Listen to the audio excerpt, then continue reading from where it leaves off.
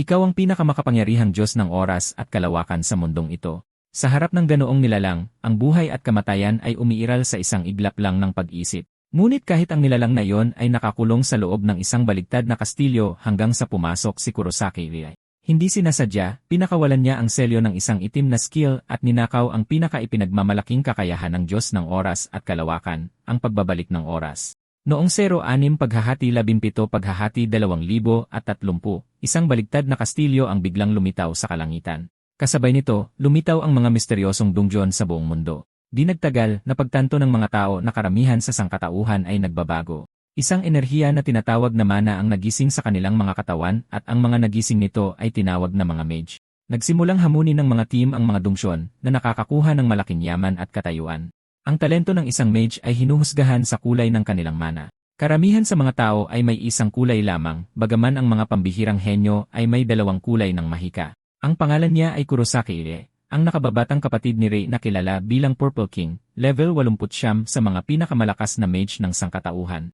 Ginamit niya ang demonic spike. Mabilis na nabuo ang mga tulos na nababalot ng kulay lila. Diretso nilang tinusok ang demonyo sa harapan. Agad na nahulog ang isang pulang kristal. Liray, walang kwentang kapatid. Pulutin mo at itago. Sa malapit ay nakatayo si Kurosaki Rie, naganap na walang kulay, isang pambihira kahit sa mundong ito. Kahit na hindi siya sumuko sa pagiging isang mage. Dahil sa awa ng kanyang kapatid, sumali siya sa team bilang isang tagabuhat na kumakapit sa pag-asang isang araw ay maaaring mangyari ang isang himala. Naniwala siya sa maliit na pag-asang iyon hanggang sa makarating sila sa pintong ito. Kaya ito pala ang silid ng boss. Mukhang madali lang. Nakarating tayo hanggang dito. Nang bumukas ang pinto, pumasok ang apat sa loob. Sa walang laman na silid ay nakatayo ang isang aninong hugis tao na may itim na orasan na hugis gear na lumulutang sa harapan nito. Si Kronos, ang Diyos ng oras at kalawakan. Level, hindi alam. Hindi naman mukhang malakas ang boss na ito. Nagsalita si Kai at ginamit muli ang demonic spike. Dose-dose ng mga tulos ang tumama sa boss. Inabot ng boss ang kawalan. Bumunot siya ng isang mahabang espadang kulay dugo, at kaswal na tinabig ang bawat tulos sa isang hagod lamang. Pagkatapos ay malamig niya silang tinitigan. Hindi makapaniwala si Kai. Ang kanyang pinakatanyag na spell ay walang silbi sa harap ng nilalang na ito. Tumalim ang tingin ng boss. Isang mahiwagang puwersa ang sumugod diretsyo kay Kai. Agad siyang napatay. Ang mga natitirang kasamahan ay natigilan sa takot. Si Kurosaki Rie ay natigilan. Pinanood niya ang pagbagsak ng katawan ng kanyang kapatid sa sahig. Anong nangyari? Ang Purple King ay nawala sa isang iglap. Takbo. Sa sumunod na segundo, ang dalawa pang kasamahan ay sumunod kay Kai sa kamatayan. Nang makita ito, napaluhod si Kurosaki Rie sa lupa. Nang akala ni Kurosaki Rie na mamamatay na siya, biglang huminto sa pag-atake ang boss at tiningnan siya ng may pagtataka. Isang baluktot na ngiti ang lumitaw sa mukha nito. Kaya ikaw pala ay isang walang kulay. Sa sandaling yon, dahan-dahang kumalma si Rie. Ang kanyang hiling ay hindi pa natutupad.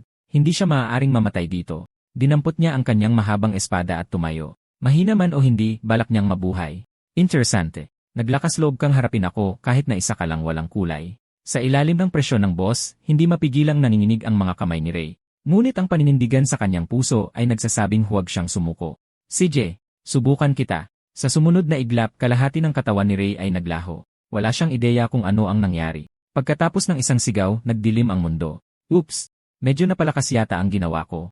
Skill, pagbabalik ng oras. Sa isang pitik ng daliri, nagulat si Rie na makita ang kanyang sarili na nakatayo doon na walang anumang galos. Anong nangyari? Nagsimulang mag-ipon ng apoy sa kamay ng boss. Sa isang ihip ng kanyang braso, ang nakakapasong apoy ay sumugod patungo kay Rie. Mula ngayon, bibigyan kita ng oras para mag-isip. Sa pagharap sa apoy ng impyerno, paano ka tutugon? Sa sandaling iyon, napansin ni Rie ang mahabang espada na itinapon ng boss sa malapit. Baka makatulong sa kanya ang espadang iyon. Agad niya itong kinuha. Nang papalapit na ang apoy, itinaas niya ang espada sa kanyang harapan, umuungol sa paglaban. Sumugod siya diretsyo sa apoy. Sinunog ng apoy ang kanyang damit, pagkatapos ay ang kanyang balat na kumalat sa buong katawan. Habang pinapanood ang naggangalit na apoy, mumiti ang boss. Sa sumunod na segundo, natigilan ito nang makitang lumabas si Rie mula sa apoy. Diretsong tumagos ang kanyang espada sa puso ng boss. Lintik na halimaw, nandito ako. Nang akala ni Rie ay sa wakas ay matatalo na ang boss. Muli itong ngumisi. Skill, pagbabalik ng oras. Nang magkamalay si Rie, natakot siyang makita ang kanyang sarili na bumalik ilang minuto na ang nakalipas. Inasar siya ng boss na tinawag itong isang nakakatuwang laro, habang mabilis na gumaling ang sugat sa dibdib nito. Sa harap ng napakalaking kapangyarihan, sa wakas ay sumuko si Rie. Ano man ang gawin niya, walang saysay ito. Ganito ba siya mamamatay? Sa sandaling iyon, isang bintana ang biglang lumitaw sa kanyang mga mata. Kumpirmado ang pagkakaroon ng Diyos ng oras at kalawakan. Ang selyo ng Black Skills ay pinakawalan. Karagdagang skill ang nakuha. Pagsipsip ng skill. Nakuha ang skill. Pagbabalik ng oras. Hindi makapaniwalang tinitigan ni Kurosaki Ria ang impormasyon sa kanyang harapan. Tila naramdaman ng boss ang pagbabago. Maaari kaya? Sa sandaling iyon, agad na ginamit ni Ray ang bagong ninakaw na skill, ang pagbabalik ng oras. Hindi mabilang na mga afterimage ni Kurosaki kaya ang nagsimulang umikot sa kanya, at di nagtagal ay nilamon ng kadiliman. Noon lang nakakilos ang boss, pero huli na ang lahat para pigilan ito. Habang isinasagawa ang pag-urong ng oras, naramdaman ni Ray na parang may nakita siyang isang anino.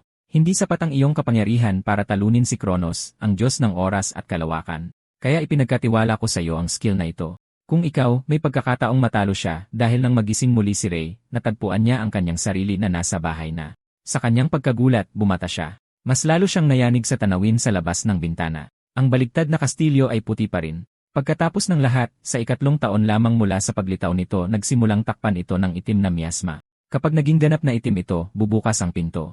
At sa kabila ng pintong iyon ay ang Diyos ng oras at kalawakan mismo. Biglang naalala ni Ray ang pagnanakaw niya sa time reversal sa labanang iyon, kaya nang makita niya ang petsa sa kanyang telepono na 0, siyam paghahati 27 paghahati 2024, sa wakas ay napagtanto niyang bumalik siya 7 taon sa nakaraan. Mabilis niyang binuksan ang kanyang skill window para lang matuklasan na nawawala ang time reversal.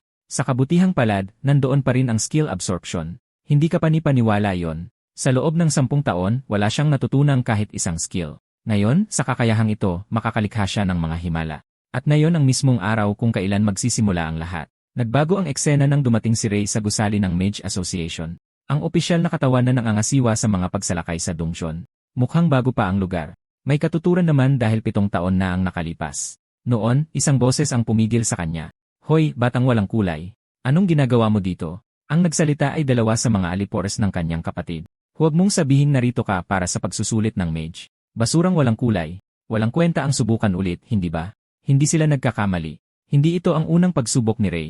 Paulit-ulit niyang kinuha ang pagsusulit ng mage, pero laging bigo. Pero iba na ngayon. Bitawan mo ang braso ko. Huwag niyo akong guluhin. Naglakad siya palayo nang hindi lumilingon. Liray, ang lakas ng loob mong baliwalain kami. Sa registration desk, isang babae ang nag-aayos ng mga dokumento. Baguhang tagasuri, rank mage, Hinatarina, level 27. Nandito ka na naman. Nang makita si Ray, napabuntong hininga si Rina. Kahit pagsusulit lang ito, isang pagkakamali ay maaaring maging sanhi ng iyong buhay, mahinahong sagot ni Ray, puno ng kumpiyansa. Sa pagkakataong ito, hindi dapat magkaroon ng anumang problema. Di nagtagal, dumating silang 2 sa pasukan ng dungsyon para sa pagsusulit. Hindi mo na kailangan ipaliwanag ko ang pagsusulit, hindi ba? Kumuha ng 3 magic stones mula sa mga diwata. Pagkasabi pa lang nito, pumasok na si Kurosaki Rie sa portal. Karaniwan, ang pagsusulit na ito ay hindi mahirap para sa mga may nagising na mga skill. Gayunpaman, sa mismong araw na ito, isang bagay na hindi inaasahan ang nangyari. Isang halimaw na hindi dapat lumitaw sa isang Tier 1 na dungsyon ang lumabas. Little Red Hood Goblin level 37. Bakit narito si Little Red Hood? Bilang tagasuri, agad na bumunot ng espada si Hinatarina at sumugod habang sumisigaw, Mr. Kurosaki, tumakbo ka. Nanlumo ang puso ni Ray. Napakalaki ng agwat sa level. Sa kanyang nakaraang buhay, nabigo si Rina na talunin ito na nagbigay sa kanya ng oras para tumakas kapalit ng kanyang sariling katawan at ginugol ang natitirang bahagi ng kanyang buhay sa isang kama ng may sakit. Kasalanan niya yon. Dahil sa kanyang kahinaan, nasira ang buhay nito. Pero sa pagkakataong ito, babaguhin niya ang malagim na wakas na iyon. Ang halimaw ay may skill na lubos na nagpapalakas sa pisikal na kakayahan nito. Napakalakas nito kaya't halos hindi ito masaktan ng mga ordinaryong atake. Nang lumapit ito, sumugod si Ray at sinuntok ang ulo nito. Minimal ang pinsala, ngunit ang pang-aasar ay ganap. Sa galit, lumundag ng mataas ang Little Red Hood Goblin na may layuning pagpira-pirasuhin siya. Ngayon, skill absorption, matinding pagpapalakas ng katawan. Biglang tumaas ang pisikal na stats ni Ray. Agad na nawala ang pagpapalakas ng goblin. Akin na ang skill mo. Mamatay ka na. Pagkatapos ng isang hampas ng espada, agad na napatay ang goblin. Nakakatakot ang lakas ng skill absorption. Ang itim na skill na ito ay hindi dapat kailanman ibunyad. Hindi makapaniwalang tinitigan ni Rina si Ray, paulit-ulit na tinatanong kung paano niya ito ginawa. Nataranta, sumagot siya, nagkataon lang. Walang maniniwala dyan. Singhal ni Rina. CJ, huwag mo nang sabihin sa akin. Dahil sa kakaibang halimaw, kanselado ang pagsusulit. Kailangan kong iulat ito agad sa headquarters. Tumingin si Ray sa kung saan bumagsak ang halimaw. Masyadong maaga para lumitaw ang isang kakaibang halimaw. Naglakad siya at pinulot ang bagong nahulog na mga magic crystal. 2 pang kristal para makumpleto ang pagsusulit. Nag-aalalang sumigaw si Rina, hindi ito ang oras para dyan. Napakapanganib ng lugar. Bago pa siya matapos, 2 goblin ang lumabas mula sa mas malalim na bahagi. Sumugod sila at napatay ng isang hagod ni Ray. Agad na natapos ang laban. Nang masaksihan ito, tuluyang natulala si Rina. Sapat na siguro ang mga kristal na ito. Tama, hindi makapagsalita si Rina habang iniisip ang pagsusulit sa ganitong sandali. Nagbago ang eksena nang bumalik sila sa gusali ng Mage Association. Inabutan ni Rina si Ray ng isang Ito ang iyong lisensya bilang mage. Kinuha ito ni Ray, nakatitig ang mga mata sa mga salitang nakasulat doon. Naghalo-halo ang kanyang emosyon. Sa wakas ay narating niya rin ang puntong ito. Para sa sandaling ito, tiniis niya ang walang katapusang kahihiyan at pangungutya ng hindi sumusuko. 10 buong taon bilang isang porter sa isang team. Ngayon, sa wakas, isa na siyang mage. Idinagdag ni Rina, dito nakalagay ang kinita mo sa pagpapalit ng mga magic crystal na yon. Ang mga magic crystal ay karaniwang nakukuha mula sa mga halimaw. Ang mga ito ay malinis, mahalagang pinagkukunan ng enerhiya at maaaring ibenta sa asosasyon. Tiningnan ni Ray ang listahan habang iniisip ang kanyang kikitain sa hinaharap. Pagkatapos ay nanlaki ang kanyang mga mata 3 milyon. Ganoon pala kalaki ang halaga ng kristal na nalaglag mula sa Little Red Hood Goblin. Hindi katakatakang sinasabi ng mga tao na napakalaki ng kita sa pagiging isang mage. Nagbago ang eksena nang bumalik si Kurosaki Riai sa pasukan ng Dungsyon. Ang isiping na bago niya ang kalunos-lunos na kapalaran ni Hinata Rina, kung paanong nakabalik siya ng ligtas sa asosasyon sa halip na malumpo, ay nagdulot sa kanya ng tunay na kagalakan. Talagang nagbago na ang hinaharap. Nang naghahanda na si Ray na pumasok muli sa Dungsyon, isang mana hand ang biglang lumitaw. Agad siyang hinawakan ito ng mahigpit. Anong ginagawa mo rito? Isang colorless mage na tulad niya ay gustong mag-raid ng Dungsyon ng mag-isa. Alam mo bang labag yan sa mga patakaran? Kalmadong sumagot si Ray, nakapasa na ako sa mage exam. Kwalipikado akong pumasok ng mag-isa. Hindi naniwala sa kanya ang lalaki at hinawakan ang kanyang buhok ng nanunuya. Kung gayon, ipakita mo sa akin ang iyong mga skill. Mana hand, isang skill na nagko-compress ng mana at binibigyan ito ng pisikal na anyo. Hindi matatakasan sa pamamagitan lamang ng extreme physical enhancement. Sa sumunod na sandali, lumundag si Ray at inuntog ang kanyang noo sa mukha ng lalaki. Sumabog ang dugo mula sa kanyang ilong. Skill absorption, mana hand. Agad na naglaho ang mana hand ng kalaban. Itinaas ni Ray ang kanyang kaliwang kamay at ginamit din ang mana hand. Agad na napigilan ang lalaki. Napatitig si Ikechu sa gulat. Paano mo nagawa yon? Kasabay nito, sumugod si Goto habang nag-ipon ng apoy sa kanyang kamay. Isang bolang apoy na kasinlaki ng palad ang nabuo. Subukan mo ang fireball ko. Agad na inactivate ni Ray ang extreme physical enhancement. Sa isang hand chop lang, winasak niya ang fireball bago pa man makabawi si Goto. Ikinuyom ni Ray ang kanyang kamao at sumuntok. Isang suntok ang nagpatalsik sa kanya ng mahigit 0 metro ang layo. Hindi makapaniwala ang dalawa. Ang walang kwentang colorless dati ay mas malakas na ngayon sa kanilang dalawa. Huwag mong sabihin. Nagising mo na ba ang dual colors? Napangisi si Ray. Maling hula. Pulang apoy ang nag-alab sa kanyang palad. Skill absorption, fireball. Isa na namang kulay ang nadagdag sa kanyang kapangyarihan. Napatitig si Godot nang hindi makapaniwala. Impossible. Wala pa akong narinig na sinumang may 3 kulay. Itinaas ni Ray ang kanyang kamay at inihagis ang fireball sa kanya. Sa sumunod na segundo, sumabog ito sa tabi ni Goto. Pinalaya rin ng pagsabog si Ikechu mula sa pagkakagapos sa kanya. Kaya, lalaban pa ba kayo? Nagkatinginan ang dalawa na pagtantong talo na sila ng husto. Tumalikod sila at tumakas ng walang pag-aalinlangan. Si Ray ay tahimik na napabuntong hininga. Hindi na ito maitatago pa. Wala siyang ideya kung ano ang mangyayari kapag nalaman ni Kurosaki Kai. Para kay Kai, si Ray ay isang hamak na alipin lamang. Kung malaman ni Kai na nagising na ang kanyang mga skill, tiyak na darating siya para durugin siya. Lalo na ngayon, na malamang ay umabot na si Kai sa level 51 ng pinakamalakas na mage sa modernong panahon, bukod pa sa mas malalaking panganib na darating. Malapit nang magbukas ang tarangkahan ng kastilyong iyon. Napakahina pa rin ni Ray. Kailangan niyang lumakas ng mabilis. Dala ang isiping iyon, pumasok siya sa dungjon sa kanyang harapan. Ang mga level ang pundasyon ng kapangyarihan, ang pag-level up ay nagpapataas ng mana capacity at nag-unlock ng mga bagong skill. Higit sa lahat, pinapayagan nito ang pagkontrol sa mas malaking halaga ng mana ng sabay-sabay. Habang nag-iisip pa si Kurosaki Ray, biglang may lumitaw na halimaw sa kanyang harapan. Flame Sorcerer, level 38. Sa kasalukuyan niyang estado, isang fireball lang ang kaya niyang gawin sa isang pagkakataon. Kahit na pareho ang skill, ang pagkakaiba sa level ay nangangahulugan ng malaking agwat sa kapangyarihan. Agad na bumuo ng 3 fireball ang kalaban at inihagis ang mga ito kay Ray. Agad niyang inihagis ang sarili niyang fireball. Halos na neutralize lang nito ang isa sa mga yon. Tumalon si Ray sa gilid para iwasan ang mga natira. Sa direktang sagupaan gamit ang parehong skill, wala siyang tsansang manalo. Pero gaano man kataas ang level ng kalaban, isang bagay ang hindi nagbago. Pagkatapos gumamit ng skill, laging may panandali ang pagkakataon. Kahit na tumagal lang ito ng 2 segundo, sapat na yon para sa kanya. Skill, Extreme Physical Enhancement. Tumama ang kanyang suntok sa ulo ng halimaw. Skill Absorption, Fireball. Tila, ito lang ang tanging offensive skill nito. Sa galit, itinaas ng Flame Sorcerer ang staff nito para subukang gamitin ulit ang Fireball. Sa gulat nito, nawala na ang skill. Heto, sayo na ulit ang Fireball mo. Sa sumunod na sandali, nilamon ang Flame Sorcerer ng sarili nitong apoy. Hindi inaasahan, ang pagpatay sa isang halimaw na ito ay nagpa-level up kay Ray ng maraming beses. Kasalukuyang level 12. Ang pagtalo sa mas mataas na level na kalaban ay nagbibigay ng malaking experience. Karaniwan, napakahirap nito, ngunit sa skill absorption, ang pagnakaw sa kanilang mga abilidad ay ginawa itong mas madali. Ang layunin niya sa pagkakataong ito ay malinaw, maabot ang level 30.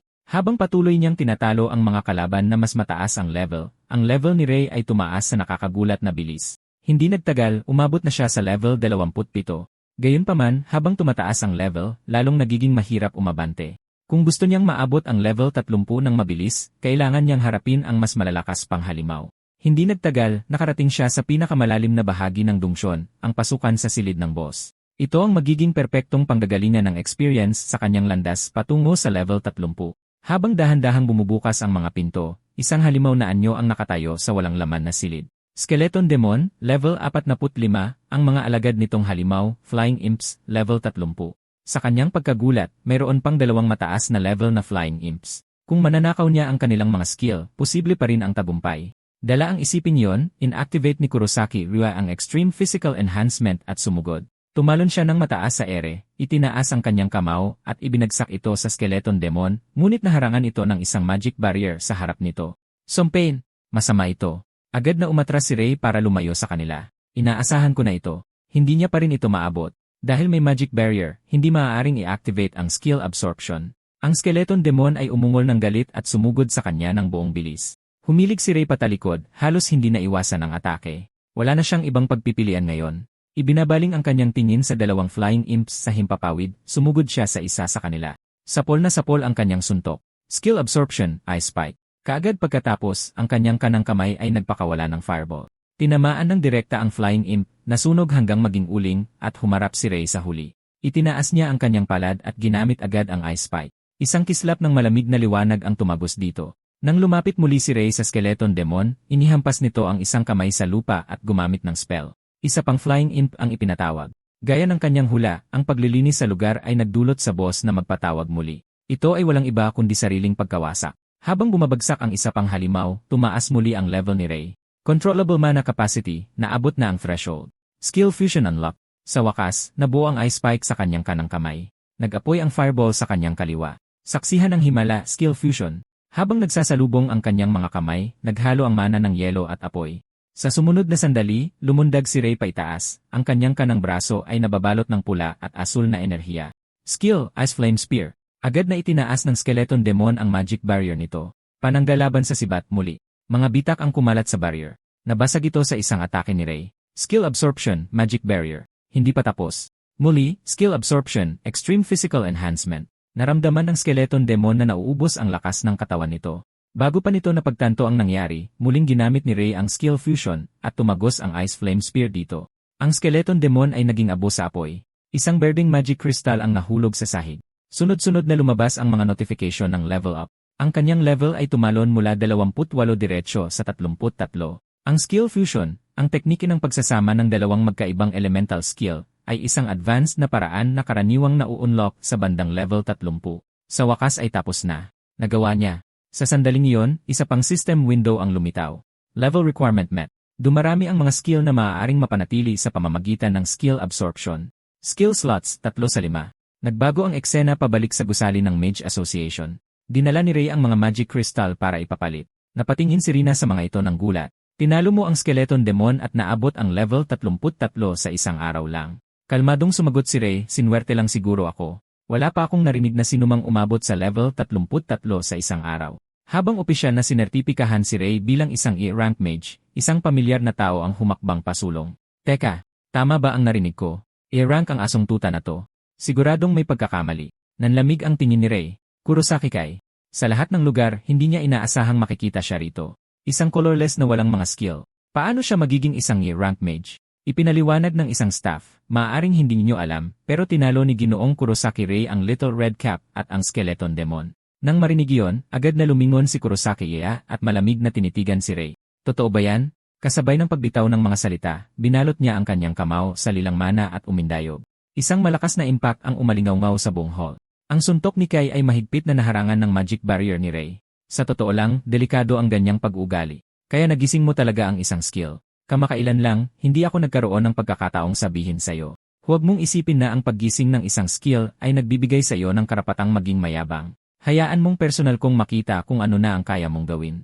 Nang makita ito, agad na humakbang si Rina. Kurosaki Kai, pakiusap huwag kang gumawa ng anumang labis dito. Relax na pangisi si Kai.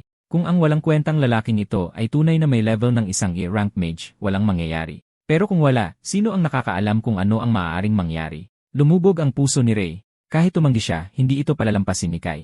Kaya, nagsimula ang unang direktang komprontasyon ng magkapatid. Nagbago ang eksena patungo sa arena ng Mage Association. Kapag lumalaban sa mas malakas na kalaban, mahalaga ang tumpak na pagkontrol sa mana. Sa level 30, tatlong basic skill lang ang kayang pagdugtungin ni Ray, habang ang level 50 na si Kai ay kayang gumamit ng 5. Sa isang karaniwang sagupaan, halos garantisadong matatalo si Ray kaya kailangan niyang humanap ng paraan para mapaliit ang agwat. Nauna siyang kumilos at ginamit ang Ice Spike. Agad namang gumanti si Kai ng Fireball. Umarko sa hangin ang kanilang mga atake bago nagbanggaan ng direkta. Isang malakas na pagsabog ang bumalot sa arena sa usok. Sa sandaling iyon, nagbago ang ekspresyon ni Kai. Biglang lumabas si Ray mula sa usok, naka-activate ang Extreme Physical Enhancement. Isang yellow buff skill, 2 kulay na agad. Mabilis na nagkalkula si Ray. Kalalabas lang ni Kai ng 4 na Fireball. Ibig sabihin, may mana na lang siya para sa isa pa. Ito na ang pagkakataon. Agad na pinakawalan ni Ray ang kanyang pinakamalakas na galaw, ang Ice Flame Spear. Sa harap ng biglaang pag-atake, nanatiling kalmado si Kai. Isang pagsasanib ng asul at pula. Hindi ko inaasahan na kaya mong gumamit ng 3 kulay, pero kulang ka pa sa karanasan. Sa isang simpleng galaw, nagpakawala siya ng fireball na sumira sa Ice Flame Spear. Tumalsik si Ray dahil sa impact. Paanong nangyari ito? Dala ng Ice Flame Spear ang lakas ng 2 skill, pero napakadali lang itong nadurog. Kaya pala kaya mo nang gumamit ng 3 kulay ngayon. Hindi nakapagtataka na lumaki ang ulo mo. Pero ang agwat sa pagitan natin ay hindi pa rin mapapantayan. Takbo. Habang nagsasalita, bumuo si Kai ng isa pang fireball sa kanyang palad. Tumama ito diretsyo papunta kay Ray. Tumakbo si Ray sa gilid para umiwas. Muling pinakawalan ni Ray ang Ice Flame Spear at itinira ito diretsyo kay Kai. Mumisi si Kai, hindi ka pa rin sumusuko. Sumunod ang isa pang fireball, agad na dinurog ang sibat. Nagmamadaling ginamit ni Ray ang magic barrier, iniisip na kaya niya itong harangin. Sa sumunod na segundo, nawasak ang barrier.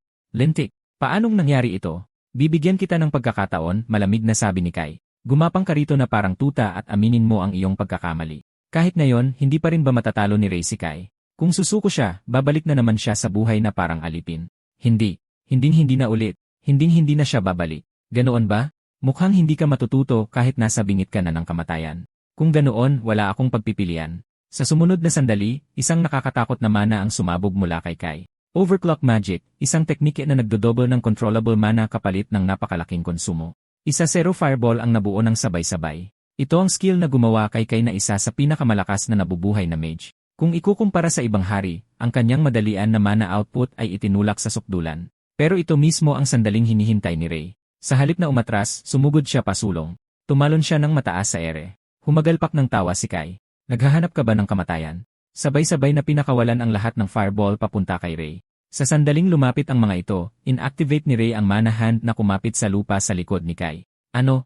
Kaya mong gumamit ng isa pang skill. Gamit ang puwersa ng paghila, iniwasan ni Ray ang mga fireball habang bumibilis papunta sa lupa. Sa isang iglap, lumitaw siya sa likod ni Kai.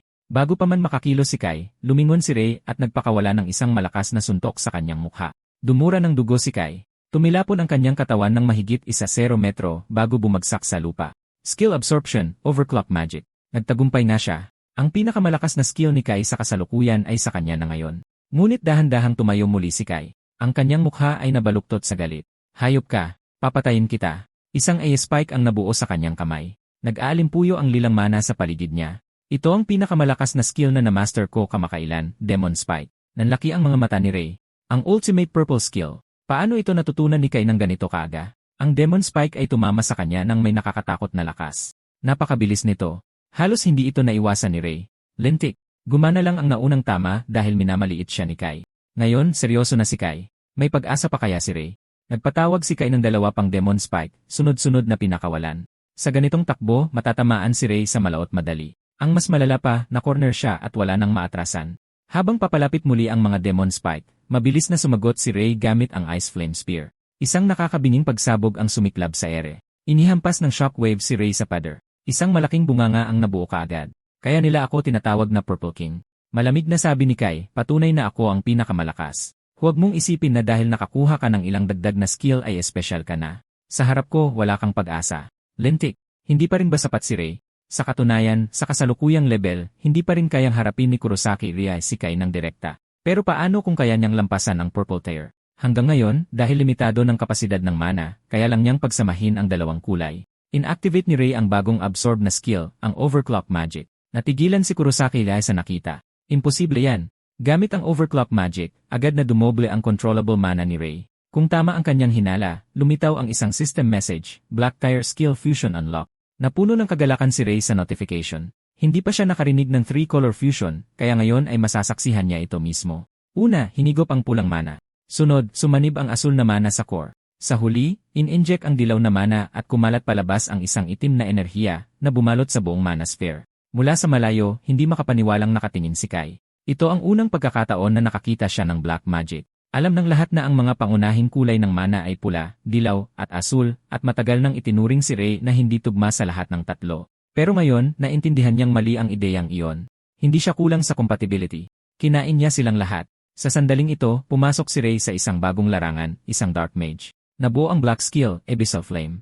Nang makita ito, agad na sumagot si Kai gamit ang Demon Spike. Ang spike na binalot sa nakakatakot na lilang mana ay tumira papunta kay Ray. Sa critical na sandali, inihagis ni Ray ang Abyssal Flame, agad na nilamon ang atake. Walang pag-aalinlangan, sumugod siya diretsyo kay Kai. Parehong panig ay nagsimulang i-charge ang kanilang pinakamalakas na skill, ibinubuhos ang bawat huling patak ng mana sa isang atake. Dito na magkakaalaman ang resulta. Sa sumunod na sandali, nagbanggaan ang dalawang atake at nadurog ang mga Demon Spike. Nilamon si Kurosaki Eliay ng malaking pagsabog. Nang mawala ang usok, si Kurosaki Ri na lang ang natitirang nakatayo sa arena. Tapos na ang duelo. Nanalo siya. Nakahandusay si Kai sa lupa, walang malay. Sa wakas, nagawa na ni Ray. Hindi na niya kailangang mamuhay sa ilalim ng anino ni Kai. Sa sandaling iyon, bumukas ang mga pinto ng arena. Nagmamadaling pumasok si Hinata Rina na may pag-aalala. Mr. Kurosaki Ray, ayos ka lang ba? Yung skill na ginamit mo kanina, ano yun? Alam ni Ray na nasaksihan niya ang buong laban. Wala nang dahilan para itago pa ito. Tulad ng nakita mo, na master ko ang isang Black Tear skill. Kahit na nakita niya mismo, natigilan si Rina nang marinig ang kumpirmasyon. Ibig sabihin, iyon ang unang Black Tear skill sa mundo. Kalmadong nagtanong si Ray, obligado ba akong i-report ito sa Mage Association? Kung posible, gusto kong humingi ng tulong mo para panatilihin itong kumpidensyal. Nagmamadaling humingi ng paumanhin si Rina. Pasensya na, hindi iyon ang intensyon ko. Naisip ko lang na baka pinapalampas mo ang isang pambihirang pagkakataon. Sa bawat color system, ang pinakamalakas na mage ay binibigyan ng titulong hari. Dahil ikaw lang ang Dark Mage sa mundo, dapat kang maging Black King. Ang Black King, nakakatukso ang titulo pero hindi plano ni Ray na tanggapin ito. Hindi nito madaragdagan ang kanyang lakas sa ngayon. Siya nga pala, ayos lang bang iwanan na lang siya dyan? Kaswal na sumagot si Rina, huwag kang mag-alala. Siya ang Purple King. Ang mga ganyang sugat ay hindi nakamamatay. Kung nag-aalala ka, pwede ko siyang dalhin sa medical wing. Sakto namang nag-vibrate ang pareho nilang telepono. Agad na tiningnan ni Ray ang alerto. Babala, may na-detect na dungsyon sa kanlurang pasukan ng Era Park. Recommended level, 70. Ang Ikebukuro dungsyon, sa wakas nandito na. Ang ikinagulat ni Rina ay hindi ang kalapitan nito, kundi ang recommended level na 70. Kahit ang mga pinakamagagaling na mage ngayon ay nasa level 50 lang. Sa nakaraang buhay, sa loob ng isang linggo ng paglitaw nito, naging malinaw na kahit ang mga hari ay hindi ito kayang tapusin. Ang Ikebukuro Dungeon ay tuluyang inabandona at ang pag-abandonang iyon ang naging simula ng trahedya. Dahil walang humamon dito ng matagal, nagberserk ang Dungeon, nagpakawala ng hindi mabilang na mga halimaw at ibinaon ang buong lungsod sa walang katapusang kadiliman. Mula noon, natutunan ng mga tao na kung hindi matatapos ang isang Dungeon sa loob ng time limit, makakalabas ang mga halimaw sa loob. Ang Ikebukuro Dungeon ang naging unang pinagmula ng Dungeon Rampage ng sangkatauhan. Ito ay isang madilim na panahon. Marami ang pinaslang ng mga halimaw at biglang bumaba ang populasyon. Hinding-hindi hahayaan ni Kurosaki Ray na maulit ang trahedyang iyon. Ano man ang mangyari, pipigilan niya ito. Sinabi ni Ray kay Hinata Rina na gusto niyang hamunin ang dungeon na iyon at nagulat si Rina. Agad niyang sinabi na sumuko na ito. Masyado itong mapanganib. Isa itong level 70 recommended dungeon at mga rank mage o mas mataas lang ang pinapayagang pumasok. Nakahinga ng maluwag si Ray. May oras pa bago ang rampage. Sinabi niya kay Rina na huwag mag-alala. Hindi siya pupunta ngayon. Gagamitin niya ang pagkakataon para lumakas at magrehistro para sa rank exam sa susunod na linggo. Plano niyang umakyat sa rank. Nagulat si Rina. Sinabi niyang maaaring makapasa si Ray sa kanyang kasalukuyang abilidad pero hindi pa ngayon. Nalito si Ray at agad na nagtanong kung bakit. Ipinaliwanag ni Rina na ang rank exam ay nangangailangan ng pag-clear ng isang rank dungeon kasama ang mga teammate. Kaya kailangan niya munang bumuo ng sarili niyang party. Pagbabago ng eksena. Walang ganang nakaupo si Ray sa hall ng Mage Association. Nagpadala siya ng mga party request sa bawat mage na kaya niyang kontakin.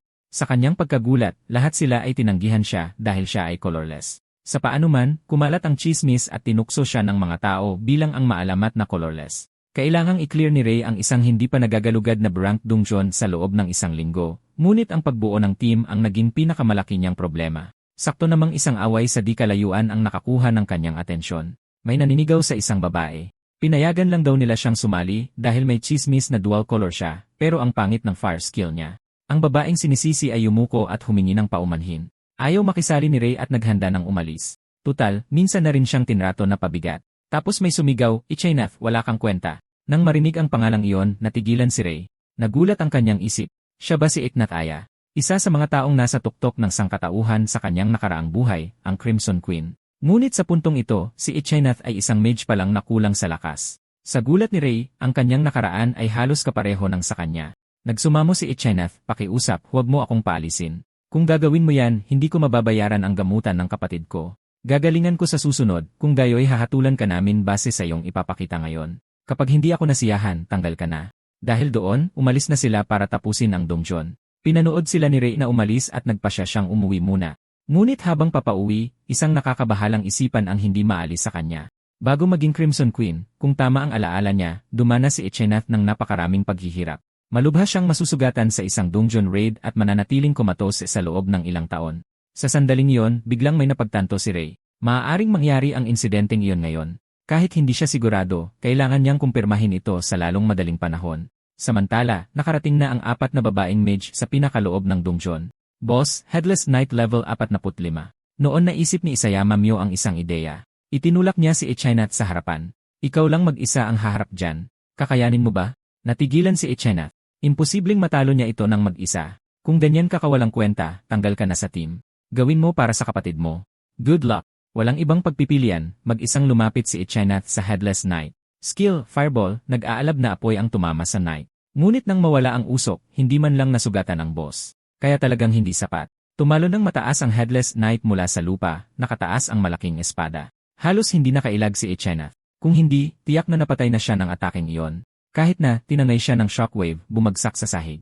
Nasa harapan na niya ang Headless Knight, wala nang magawa si Ichainath. Ang naghihintay sa kanya ay isa pang nakamamatay na atake mula sa boss. Sa sandaling iyon ng kawalan ng pag-asa, skill, extreme physical enhancement, dumating si Ray sa tamang oras at sinalo ang atake. Habang tinitingnan ang kanyang likod, para bang pag-asa mismo ang nakikita ni Ichainath. "Anghel ka ba?" Agad na lumingon si Ray upang tingnan ang kanyang mga sugat. "Ayos ka lang ba?" Nakita ng tatlong nakatayo sa likuran nila ang nangyari.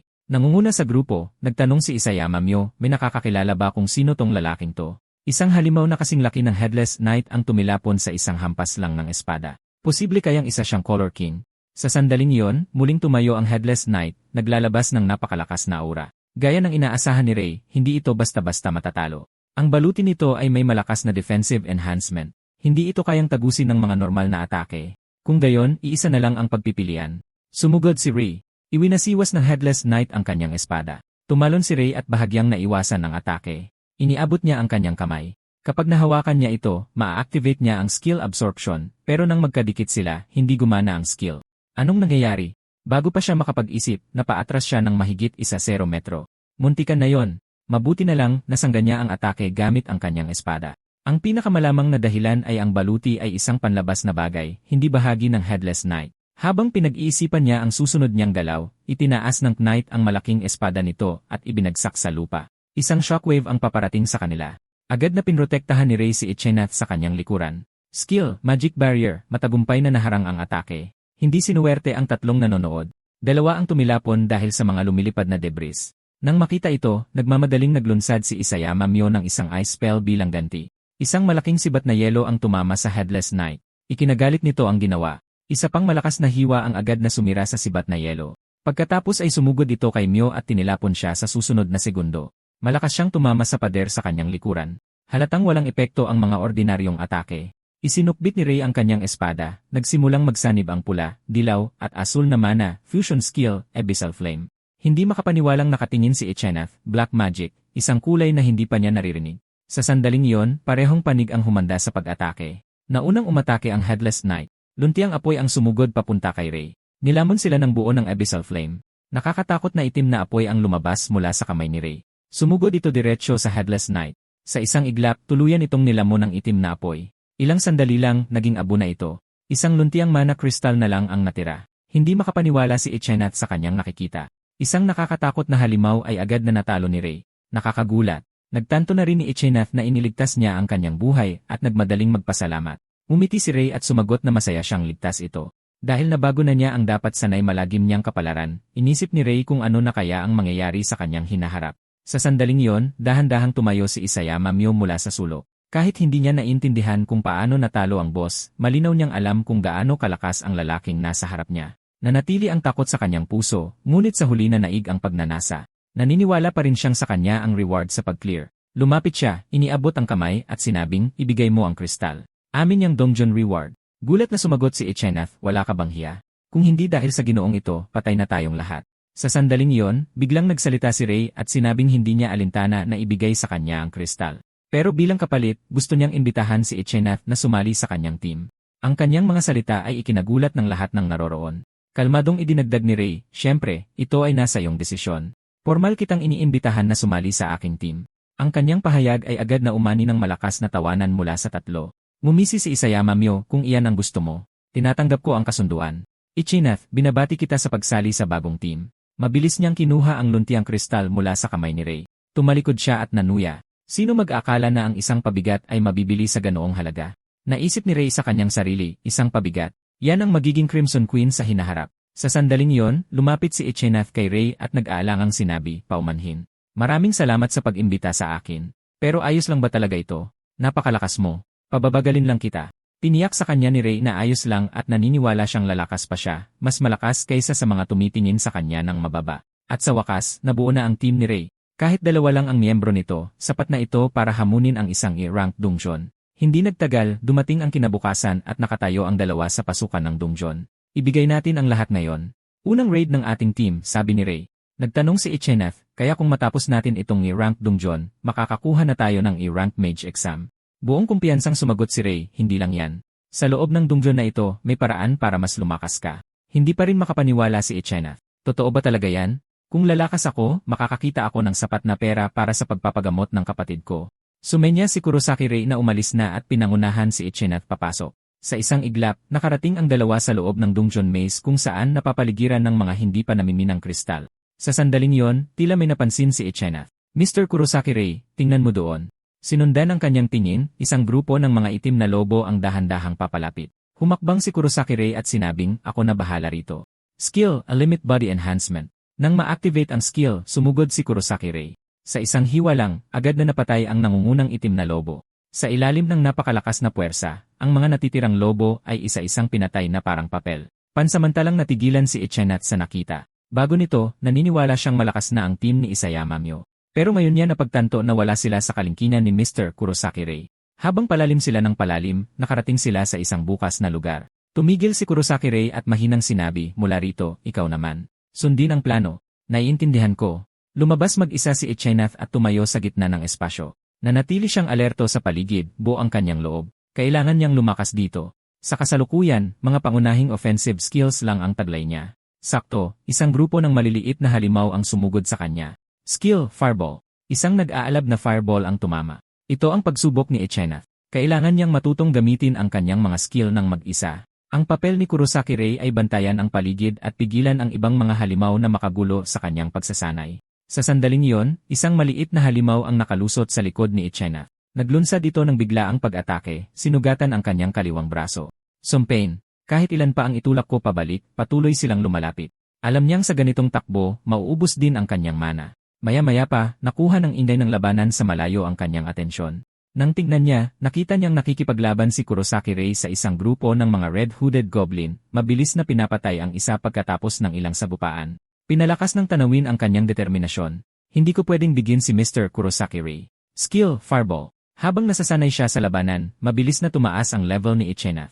Sa pamamagitan ng tuloy-tuloy na pakikipaglaban, natutunan niya ang mas mahusay na kontrol sa kanyang mana. Kahit ngayon, hindi pa rin lubusang nauubos ang kanyang mana. Habang nanonood mula sa gilid, tumango si Kurosaki Rei sa kanyang isip. Gaya ng inaasahan niya, bagay si Ichena sa mahahabang labanan. Ang kanyang mana pool ang kanyang pinakamalakas na sandata. Sa sandaling yon, lumabas ang isang system notification. Natigilan si Ichena habang binabasa ang mensahe. Skill High Temperature Furnace ay na-unlock na. Nagbago ang eksena nang makarating ang dalawa sa pinakamalalim na silid ng Crystal Cave, ang Boss Room. Super Large Slime Beast Level 52. Pagkakita sa halimaw, bumunot ng espada si Kurosaki Rei at sumugod ng walang pag-aalinlangan.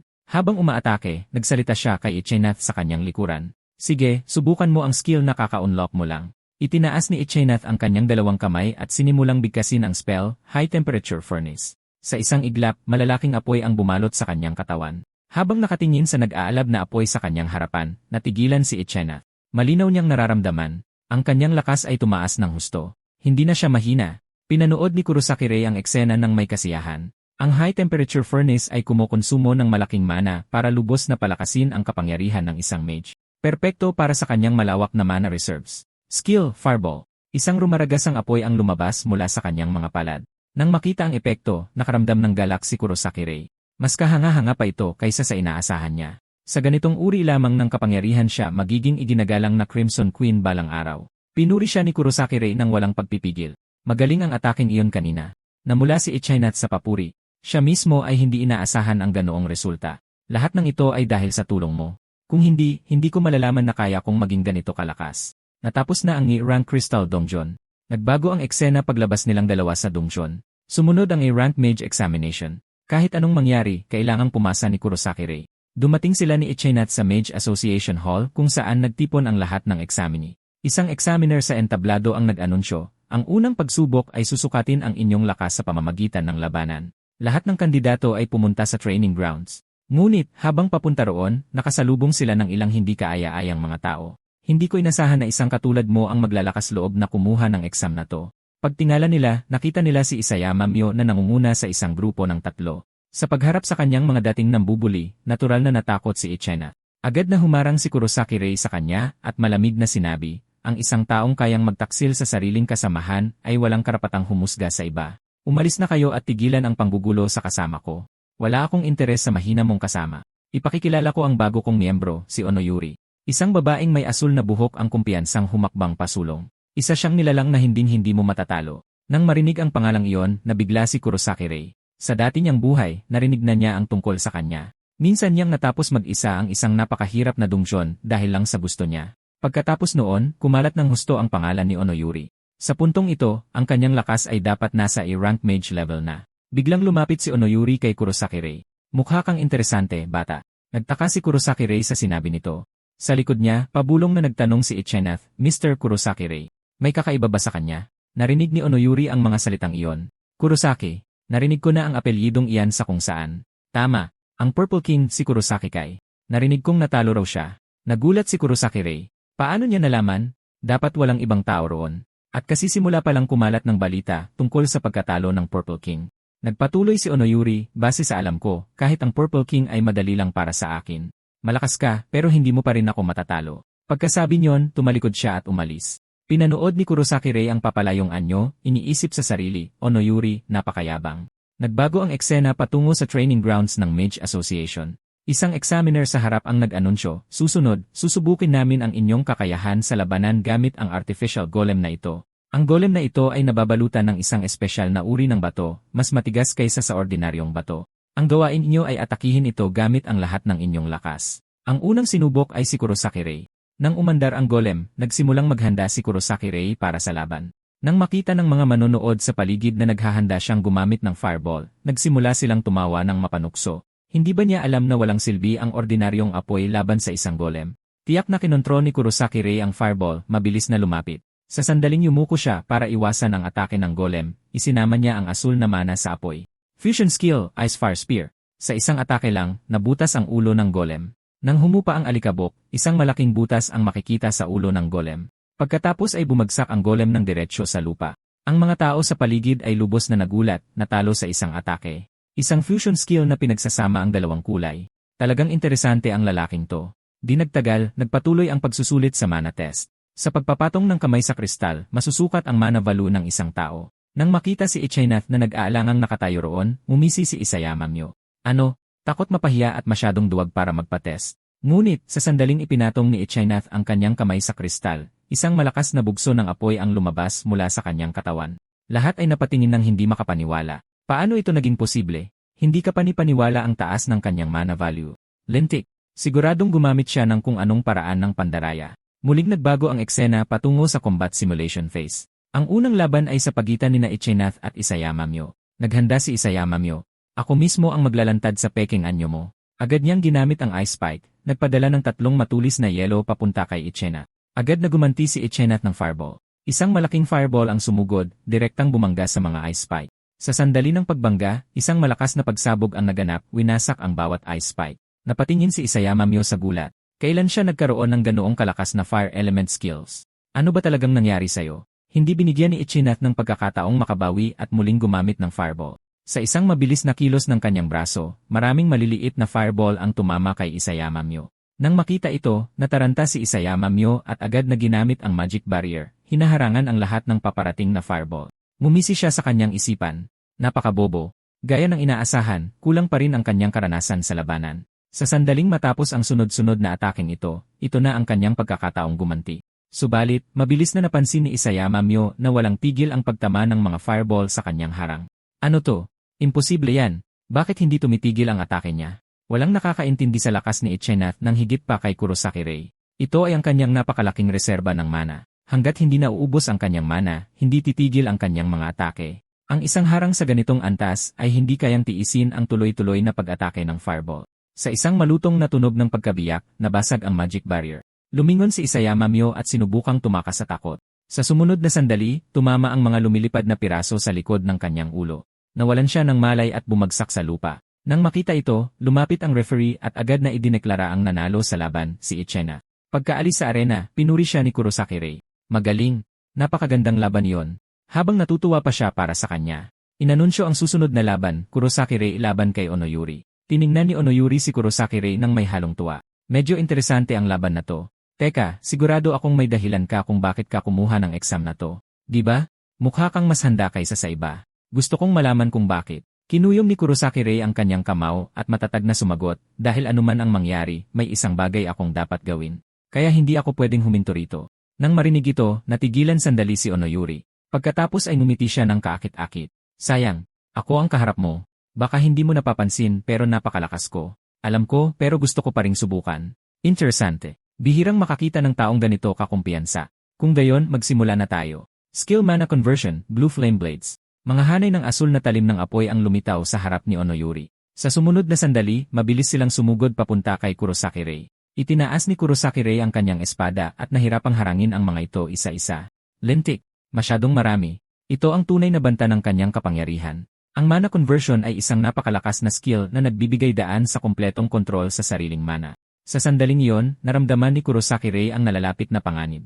Isang malaking asul na talim ng apoy ang bumagsak mula sa itaas, ngunit halos naiwasan niya ito sa tamang pagtalon paatras. Nagulat ang itsura ni Onoyuri. Hindi ko to inaasahan. Naiwasan mo talaga ang ataking iyon. Malamig na sumagot si Kurosaki Rei, huwag mo akong maliitin. Ngayon, ako naman ang atake. Pagkasabi ng mga salita, sumugod siya papunta kay Onoyuri. Nang makita ito, agad na naghanda si Onoyuri. Hindi kita hahayaang makuha yan ng ganoon kadali. Muli niyang ginamit ang mana conversion Blue Flame Blades. Agad na ginamit ni Kurosaki Rei ang Magic Shield, hinaharangan ang lahat ng paparating na atake. Nang malapit ng tamaan ng kanyang espada si Onoyuri, tumalon siya pataas, halos maiwasan ang atake. Habang pinapanood siyang nakalutang sa ere, napagtanto ni Kurosaki Rei na ito ay isang perpektong pagkakataon. Pinadaloy niya ang pula at asul na mana sa kanyang kaliwang kamay, pinakawalan ang Ice Fire Spear. Isang malakas na agos ng enerhiya na parang ipo-ipo ang lumabas mula sa kanyang palad. Agad na ginamit ni Onoyuri ang mana conversion, Random Energy Shield, at isang asul na kalasag ang lumitaw sa harap niya. Ang kanyang atake ay tuluyang naharangan. Matapos magpakawala ng mana ang magkabilang panig, bumaba si Onoyuri mula sa ere. Delikado yon. Mukhang minamaliit kita. Kalmadong sinuri ni Kurosaki Rei. Ang kanyang depensa ay walang butas. Hindi magiging madali ang talunin siya. Sa malapit, balisang nanonood si Ichinath, nag-aalala para sa kanya. Biglang nagsalita muli si Onoyuri. Ngayon, magsiseryoso na ako. Ginamit niya ang mana conversion tracking energy cannons. Ilang energy cannon ang tumutok kay Kurosaki Rei at hinabol siya. Mabilis siyang umalis sa orihinal na lugar. Lintik, nakakainis ang ataking to. Tumawa si Onoyuri. Sa tingin mo baligtas ka kung tatakbo-takbo ka lang. Muling lumapit ang mga pag-atake. Dahil wala nang matatakasan, wala siyang pagpipilian kundi ang lumaban ng direkta. Skill, Limit Body Enhancement. Sa isang iglap, napawalang bisa ni Kurosaki Rei ang bawat atake. Napatingin si Onoyuri sa gulat. Yellow type skill, Limit Body Enhancement, kahanga-hanga. Hindi ko inasahan na ganito mo ako gugulatin. Ito ang unang beses na nakakita ako ng isang taong gumagamit ng tatlong magkakaibang kulay ng mana, pero kaya ko ring gamitin ang skill na yan. Limit Body Enhancement. Gumawa si Onoyuri ng isang sida ng Grim Reaper sa kanyang kamay. Simulan na natin ang ikalawang round. Nawala siya sa paningin. Sa sumunod na sandali, lumitaw siya sa likod ni Kurosaki Rei. Sa kabutihang palad, nakakilos siya agad, lumingon para harangin ang biglaang pag-atake gamit ang kanyang espada. Hindi niya inaasahan na isa siyang close combat mage. Walang tigil na iwinasiwas ni Onoyuri ang kanyang sida sa kanya. Nahirapan si Kurosaki Rei na dumepensa. Ang kanyang bilis at lakas ay napakalaki. Walang pagpipilian kundi gamitin ang kanyang alas. Agad niyang nilapitan ito. Sa tamang sandali, hinawakan niya ang braso nito. Ngumisi si Onoyuri. Sa tingin mo mapipigilan mo ako sa paghawak lang sa braso ko? Napaka-inosente. Sa sumunod na sandali, naramdaman niyang nauubos ang kanyang lakas. Skill Drain, Limit Body Enhancement. Ang kanyang napakalaking kapangyarihan ay naglaho sa isang iglap. Sinamantala ni Kurosaki Rei ang pagkakataon at sinuntok ang kanyang tiyan gamit ang isang malakas na palad. Napatingin si Onoyuri nang hindi makapaniwala. Ano ang ginawa mo sa akin? Bago pa siya makatapos magsalita, nawalan na siya ng malay at bumagsak. Agad na idineklara ng referee ang resulta. Panalo si Kurosaki Rei. Nagbago ang eksena nang magising si Onoyuri sa kwarto ng ospital. Dumating si Kurosaki Rei kasama si Ichinath para bisitahin siya. Gising ka na pala. Pinag-alala mo ako sandali. Sumagot si Onoyuri, hindi ko inasahan na ganyan kakalakas. Talo na talaga ako. Kaya hindi ka lang pumunta rito para magyabang, di ba? Seryosong sumagot si Kurosaki Rei, syempre hindi. May magandang balita ako para sayo. Dahil sa napakagaling mong ipinakita sa laban, isa ka ng rank mage ngayon. Pagkatapos ay diretsahan siyang nagsalita, hayaan mong diretsuhin kita. Gusto mo bang sumali sa team ko? Nang marinig ito, tuluyang natigilan si Onoyuri.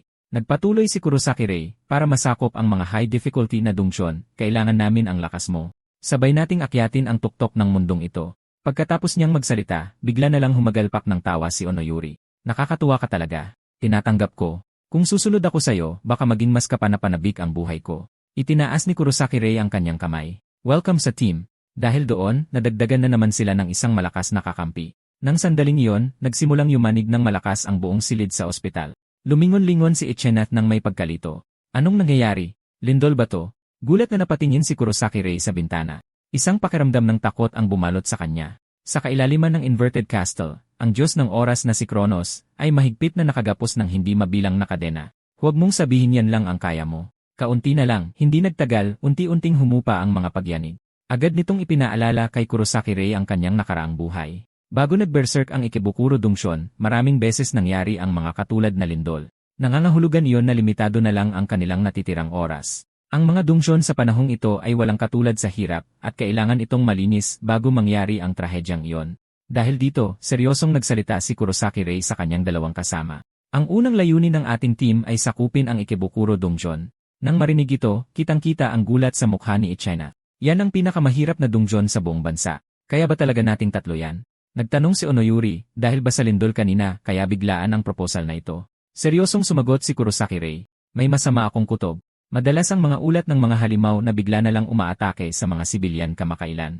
May isang nakakatakot na bagay na malapit nang mangyari. Kahit hindi niya sinabi ang buong katotohanan, pareho silang sumang-ayon ng walang pag-aalinlangan. Seryosong sinabi ni Kurosaki Rei, salamat sa pagtitiwala ninyo sa akin. Kung ganoon, kumilos na tayo. Lumipat ang eksena sa sumunod na araw habang ang tatlo ay pumunta sa Mage Association para mag-apply ng dungeon clearance. Pagkatapos makumpleto ang kanilang mga paghahanda, dumating sila sa paanan ng Ikebukuro Dungsyon.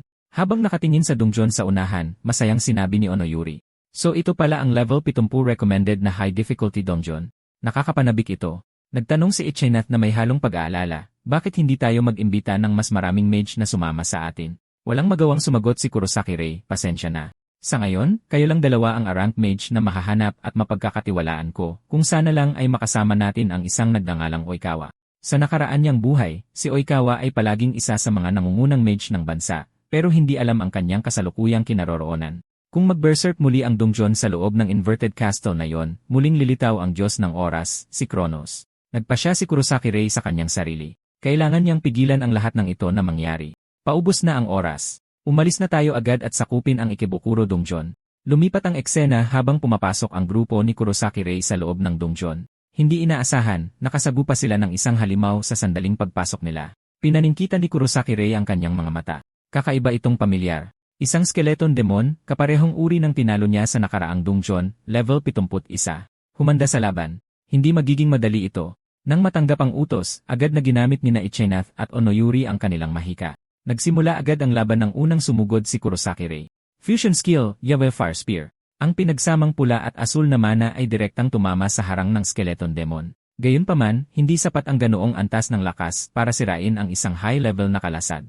Pero sa pagkakataong ito, hindi nag-iisa si Kurosaki Rei sa pakikipaglaban. Tumalon si Onoyuri sa air na may mataas na nakataas ang kanyang Reaper Side habang tapos nang mag-charge ang fireball ni Ichenath. Sabay na tumama ang kanilang mga atake sa harang ng skeleton demon. Agad na nabasag ang harang.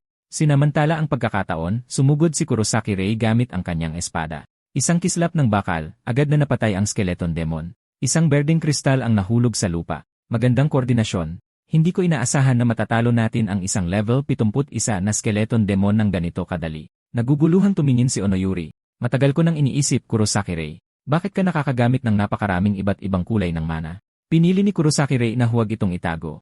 Mayroon akong medyo kakaibang kakayahan, skill drain. Sa pamamagitan ng pisikal na kontak, kaya kong nakawin ang skills ng ibang tao. Biglang naintindihan ni Onoyuri, kaya pala, hindi nakapagtataka na naramdaman kong nawala ang skill ko noon. Tiniyak sa kanya ni Kurosaki Rei, huwag kang mag-alala, naibalik ko na sayo. Nang marinig ito, labis na nagulat si Ichenath. Talagang mayroon palang ganoong pambihirang kakayahan. Naalala niya kung gaano hindi kapanipaniwala ang plano na sakupin ang Ikebukuro Dongjun noong una. Ngayon, sa pamumuno ni Kurosaki Rei, tila posible na talaga ito. Tahimik siyang nagpasya na hindi magiging pabigat sa team. Dahil sa walang kapintasang koordinasyon, tinalo ng tatlo ang maraming halimaw at mabilis na nag-level up. Hindi nagtagal, narating nila ang pasukan ng boss room. Balisa na nagsalita si Ichenath. Lumalakas ang mga pagyanig. Siguradong napakalakas ng boss na ito. Kaya ba talaga natin siya? Matatag na sumagot si Kurosaki Rei, huwag kang mag-alala. Magtiwala ka sa amin. Kaya natin to. Pagkasabi niyon, pumasok na silang tatlo. Sa mismong sandaling iyon, bumukas ang lupa sa likuran ni Ichenath at isang malaking galamay ang lumabas. Bago pa man may makakilos, huli na ang lahat. Agad na pinulupot si Ichenath at kinalagkad palayo. Isang nakapangingilabot na higanteng halimaw ang lumitaw. Ikebukuro, Dungeon Boss. Reaper Harvester level 89. Gulat na napatingin si Kurosaki Rei. Walang katuturan ito. Dapat nasa kaloob-looban ng silid ang boss. Balisa na sumigaw si Onoyuri. Masama to, Kapitan. Anong gagawin natin ngayon? Pabulong na sumagot si Kurosaki Rei. Kritikal ang sitwasyon. Ano man ang mangyari, kailangan nating mabawi si Ichenath. Sa katotohanan, lahat ng ito ay pakikialam ni Kronos, ang Diyos ng Oras. Sa wakas ay kumilos na siya. Tumawa si Kronos. Ito na ang sukdulang hangganan ng kayang gawin ng kapangyarihan ko sa ngayon. Hayaan itong maging simula ng isang bagong panahon. Lumabas ka, Reaper Harvester. Lumipat ang eksena. Sa kabutihang palad, sa sandali ng krisis, ginamit ni Ichenath ang isang magic barrier na ganap na bumalot sa kanyang sarili. Nahadlangan ang atake ng galamay, ngunit natrap siya at hindi makatakas. Lalong nabalisa si Kurosaki Rei. Kahit ang isang tulad ni Ichenath na may napakalaking reserba ng mana ay maubusan din kalaunan. Ang paggamit ng Abyssal Flames ngayon ay maaaring madaling maglagay sa kanya sa panganib, kaya't ang malapitang labanan na lang ang natitirang pagpipilian. Dahil dito, mabilis na sinabi ni Kurosaki Rei kay Onoyuri na agawin niya ang atensyon ng galamay habang si Onoyuri ang sasagip kay Ichenath. Nang nakalatag na ang plano, diretsong sumugod ang dalawa patungo sa Reaper Harvester. Isang galamay ang humagupit. Umiwas si Kurosaki Rei, ang nakakatakot na impact ay nagwasak sa sahig. Nagulat siya sa kanyang sarili, ganoong kalakas mula sa isang ordinaryong atake. Isang direktang tama ay nakamamatay. Sa sandaling lumapag siya, biglang gumalaw ang lupa sa kanyang likuran. Isa pang galamay ang sumulpot at sumugod sa kanya. Nang makita ito, balisang sumigaw si Ichenath, mag-ingat ka. Sa kritikal na sandali, ginamit ni Kurosaki Rei ang skill na manahan. Ang malaking kamay ay mahigpit na bumaon sa kalapit na pader. Gamit ang napakalakas nitong kapit, inihagis niya ang kanyang sarili papalayo at bahagyang naiwasan ang atake. Napakadelikado niyon. Sa sandaling iyon, diretsong sumugod si Onoyuri patungo sa boss at tumalon ng mataas sa direksyon ni Ichena. Pangit na halimaw, pakawalan mo ang kasama ko. Sa sumunod na sandali, ang kanyang Reaper Side ay malakas na bumagsak sa galamay. Ang sumunod ay mahirap paniwalaan. Ang malakas na ataking iyon ay walang idinulot na pinsala. Lintik, malinaw na isa itong uri ng enhancement skill. Agad na nag-react ang nilalang at itinutok ang mga galamay nito kay Onoyuri. Walang ibang pagpipilian, napilitan siyang umatras. Habang pinapanood ang boss sa kanilang harapan, lumaki ang kanilang pagkalito. Malinaw na hindi ito normal. Sa normal na sitwasyon, ang mga tentacle type na halimaw ay hindi kilala sa mataas na depensa o sa pagkakaroon ng mga enhancement ability. Ang mas nakakabahala pa ay ang katotohanan bilang isang boss, kusa itong umalis sa kanyang boss room. Lahat ay tumuturo sa isang hindi nakikitang puwersa na nagmamanipula sa sitwasyon sa likod ng mga pangyayari. Walang oras para mag-isip habang muling sumalakay ang mga galamay. Ang tatlo ay nakipaglaban ng matindi laban sa mga galamay. Mula sa itaas, nakita ni Ichena ang lahat ng nangyayari at napagtanto na bahagi ng kasalukuyang sitwasyon ay nagmula sa kanyang sariling pagiging pasibo. Matagal na siyang umasa sa combat environment na nilikha ng kanyang mga kasamahan para sa kanya. Hindi na siya maaaring manatiling pasibo, ngunit ano ang magagawa niya ngayon? Samantala, mabilis na nauubos ang mana ni Kurosaki Rei at Onoyuri sa laban. Kung magpapatuloy ito, mapapagod din sila kalaunan. Habang nakatingin siya kay Kurosaki Rei, may bigla siyang naisip. Halos nakalimutan na niya ang skill na iyon. Sumigaw si Kurosaki Rei na i-cast sa kanila ang Mana Fusion. Natigilan sandali si Onoyuri. Ang Mana Fusion ay kilala sa napakalaking gastos nito at itinuturing ng marami na walang silbi. Alam na alam ito ni Kurosaki Rei. Sa kanyang nakaraang buhay, ang skill na iyon ay itinuring na walang kwenta. Gayunpaman, hanggang sa lumitaw ang isang tao na ipinakita ng tinatawag na walang kwentang skill na ito ang tunay nitong halaga. Ang taong iyon ay si Ichena. Dahil matagal na itong tinaguriang walang kwentang skill, hindi niya ito kailanman ginamit noon. Nagtiwala kay Kurosaki Rei, ginamit niya ang Mana Fusion nang walang pag-aalinlangan. Iniisip na anuman ang mangyari, gusto niyang tulungan ang lahat. Ang mga daloy ng mana ay nagsimulang dumaloy ng tuloy-tuloy patungo kina Kurosaki Rei at Onoyuri. Naramdaman ang mana sa kanyang mga kamay, gulat na napasigaw si Onoyuri. Hindi ka panipaniwala ito. Talagang bumabalik ang mana ko. Huminga ng maluwag si Kurosaki Rei. Ang esensya ng Mana Fusion ay simple lang, ang pagbabahagi ng mana ng caster, isang teknike na posible lamang para sa mga mage na may napakalaking reserba. Tuwang-tuwa si Ichena. Kaya pala hinahayaan ako ng skill na ito na ibahagi ang mana ko sa aking mga kasama. Ngunit mabilis niyang napagtanto na hindi pa rin sapat ang nailipat na halaga. Ang Magic Barrier ang dahilan. Ang pagpapanatili ng dalawang spell ng sabay-sabay ay mabilis na umuubos ng kanyang mana. Sa huli, gumawa si Ichena ng desisyon na ikinagulat ng lahat. Tinanggal niya ng tuluyan ang kanyang Magic Barrier, inilalantad ang sarili sa mga galamay. Walang makapaniwala sa kanilang nakikita. Bakit? Bakit niya gagawin ito? Sa sandaling nawala ang harang, agad na iginapos si Ichena ng mga galamay. Ipinapaubaya ko na sa inyo ang lahat. High Temperature Furnace. Ang skill na ito ay kumukonsumo ng napakalaking mana para palakasin ang spell power. At sa ilalim ng enhancement ng Mana Fusion, isang malaking bugso ng mana ang bumuhos kina Kurosaki Rei at Onoyuri. Desperadong sumigaw si Kurosaki Rei ngayon pero huli na ang lahat. Ang makilala kayong lahat ay tunay na nagpasaya sa akin. Paalam. Habang naglalaho ang kanyang mga huling salita, tuluyang nilamon si Ichena ng mga galamay. Tumingin si Kurosaki Rei kay Onoyuri na may malamig na determinasyon. Yuri, hindi pwedeng mabigo sa pagkakataong ito, naiintindihan ko, sagot niya. Sa sumunod na sandali, dalawang sinag ng liwanag ang sumugod patungo sa Reaper Harvester. Hindi mabilang nakislap ng espada ang humiwa sa hangin. Sunod-sunod na naputol ang mga galamay. Kumapit ka. Ilalabas ka namin. Mabilis nilang pinilit na makarating sa harapan ng halimaw. Sa mga oras na yon, walang harang, nawalan na ng malay si Ichena. Sumpain. Masyadong mataas. Kahit gamit ang buong lakas, hindi ito maabot ni Kurosaki Rei. Sa tabi niya, mahinahong sinabi ni Onoyuri, huwag kang mag-alala. Kaya ko to. Naglabas siya ng asul na mana. At paisa-isang hakbang, mga platapormang parang hagdan na gawa sa purong mana ang nabuo sa harap ni Kurosaki Rei. Agad siyang tumakbo paakyat sa mga baitang. Yuri, malaking tulong iyon. Sa sandaling iyon, muling umatake ang mga galamay ng halimaw. Pinalakas ang katawan habang buong lakas niyang ipinakawala ang kapangyarihan. Matagumpay na nahila ni Kurosaki Rei si Ichena para makawala. Dahan-dahan niya itong ibinaba sa lupa. Ayos ka lang ba, Ichena? Bilang tugon sa kanyang boses, dahan-dahang iminulat ni Ichena ang kanyang mga mata. Salamat. Ang galing mo talaga. Sumagot si Kurosaki Rei, hindi mo kailangang magpasalamat sa akin. Magkakampi tayo.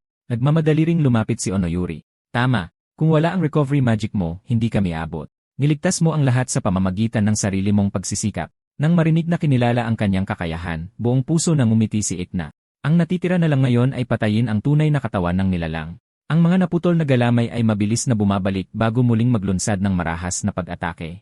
Ang mga galamay na ito ay isang istorbo. Kung magpapatuloy ito, hindi ito matatapos. Ipaubaya mo na sa akin ang natitira. Habang nagsasalita, itinarak ni Kurosaki Rei ang kanyang espada sa lupa. Pagkatapos, walang armas sa kamay, dumiretso siya ng sugod sa halimaw. Natigilan si Onoyuri sa nakita. Iiwan mo ang iyong sandata. Anong binabalak mo? Sa sandaling iyon, isang galamay ang humagupit. Alam ni Kurosaki Rei na hindi sapat ang isang Abyssal Flame para tuluyan itong wasakin, pero may isa pa siyang skill, ang Magic Overclock, na kayang doblehin agad ang kanyang mana output. CJ, hayaan mong ipakita ko sa iyo kung ano ang itsura ng doubling saya. Black Magic, Abyssal Flame. Sabay na nag-apoy ang dalawa niyang kamay, na bumuo ng dalawang itim na bolang apoy. Binuksan ng core ng halimaw ang malaki nitong panga at sumugod sa kanya. Inihagis ni Kurosaki Rei ang dalawang apoy pasulong, at ang napakalakas nitong kapangyarihan ay dumiretso sa bibig nito. Nang matanto ng nilalang kung ano ang nangyayari, huli na ang lahat. Tumagos ang itim na apoy sa katawan nito. Isang malaking butas ang sumabog sa ulo nito. Bumagsak ang halimaw na walang buhay. Natalo na ang level 89 na Reaper Harvester. Sa kailaliman ng Inverted Castle, hindi makapaniwalang nakatingin si Kronos, ang Diyos ng Oras. Impossible. Natalo ang Reaper Harvester. Pero hindi kayo makakaalis dito ng buhay. Habang sinisimulan pa lang ng lahat na lasapin ang kanilang tagumpay, isang gumagalaw na masa ng itim na likido ang biglang lumabas mula sa bangkay ng halimaw at dumiretso kay Itna. Agad na sumigaw si Kurosaki Rei, dumapa ka. Sa kabutihang palad, nagawa nilang iwasan ang atake sa tamang oras. Kahit na, patuloy na tumutulo ang itim na likido mula sa mga labi ng nilalang. Nang makita ito, lahat ay tumakbo patungo sa labasan. Bagamat walang nakakaalam kung ano talaga ang bagay na yon, nakaramdam si Kurosaki Rei ng matinding kaba. Kailangan nilang umalis bago sila maabutan ito. Matapos matalo ang boss, hindi opsyon ang mamatay dito. Hindi nagtagal, natanaw na ang labasan. Ngunit nang bumuhos ang ginhawa sa kanila, muling bumulwak ang itim na likido mula sa likuran. Sa pagkakataong ito, sa dami na sapat na para lamunin silang lahat. Sa bingit ng kawalan ng pag-asa, isang boses ang malakas na umalingaw-ngaw. Lahat, umurong. Sa sumunod na sandali, isang malaking pader ng liwanag ang lumitaw, naganap na humaharang sa itim na likido. Natigilan ang lahat sa nakita. Anong nangyayari? Muling narinig ang boses, medyo hinihingal. Muntik na yon. Akala ko hindi ako abot sa oras. Isang lalaking may blonding buhok ang lumitaw sa harapan nila. Hello, ikinagagalak kong makilala kayong lahat. Natigilan sandali si Iknath bago magsalita. Salamat sa pagligtas sa amin. Maaari ko bang malaman kung sino ka? Bago pa man siya makasagot, unang nagsalita si Kurosaki Rei. Ang pangalan mo ay Oikawa Hikaru, hindi ba? Nagliwanag ang mga mata ni Oikawa Hikaru. Kilala mo ako?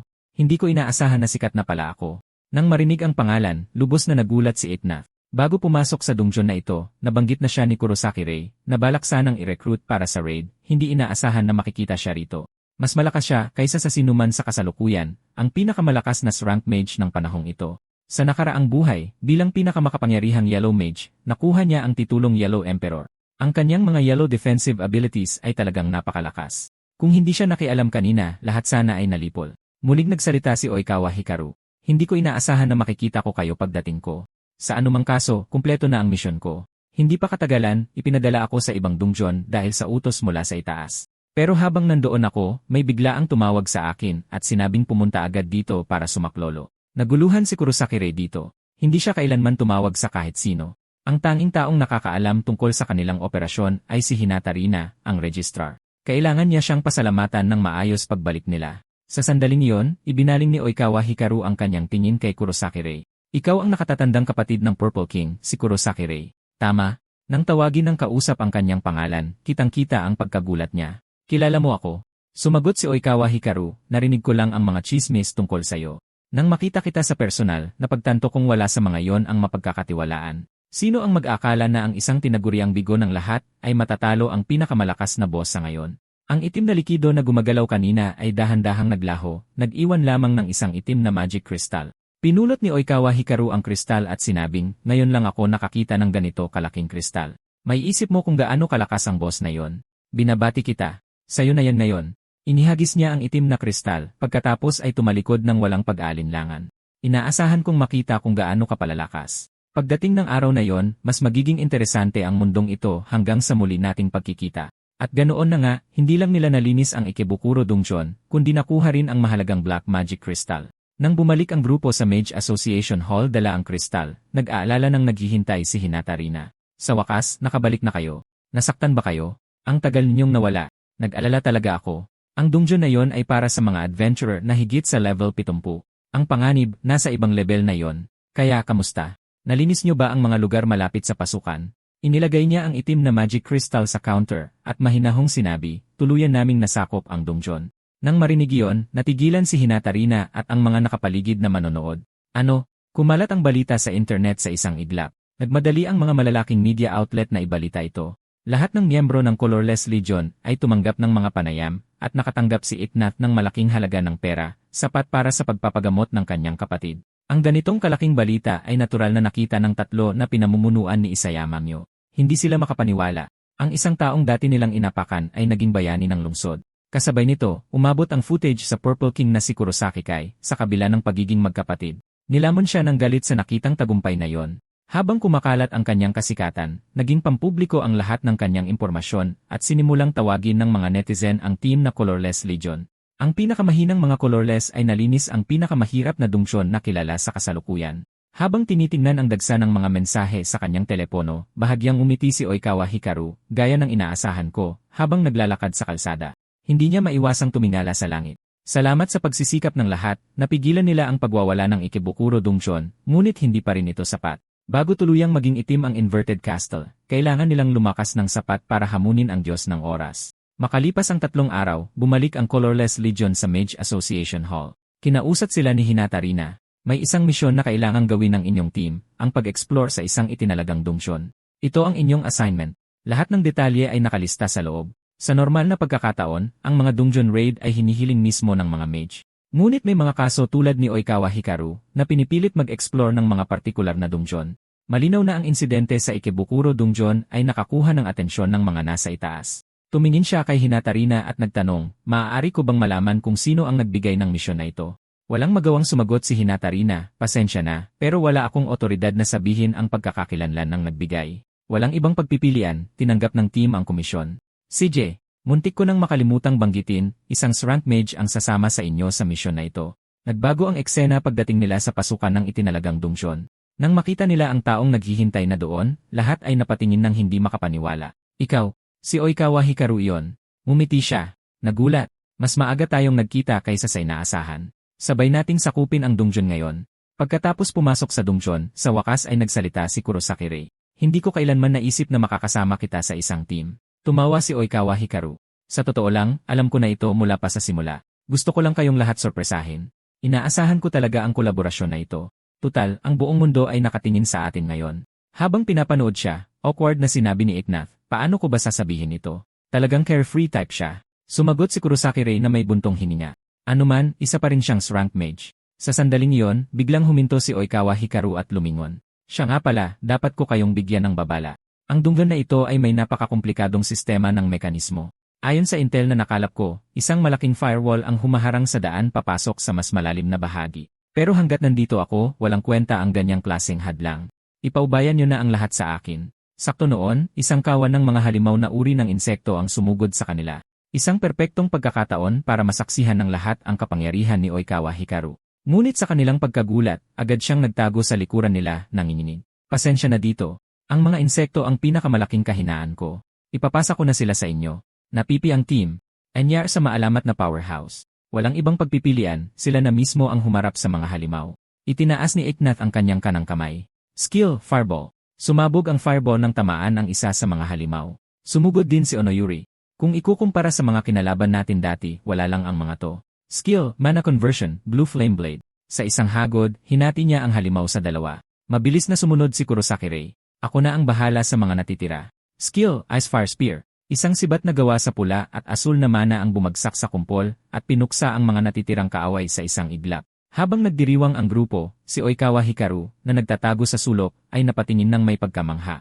Ang galing nyo. Salamat sa inyo sa pagkakataong ito. Sa susunod na laban, ako naman ang bubuhat sa inyo. Huwag lang kayong magtatapon ng mga insekto sa akin. Sa kahit anong bagay, hindi ako matatalo. Sa sandaling iyon, isang grupo ng mga halimaw na hugis lobo ang biglang lumitaw sa kanilang likuran. Habang sumusugod sila kay Oikawa Hikaru, isang dilaw na liwanag ang kumulong sa kanila. Gaano man sila magpumiglas, hindi sila makawala.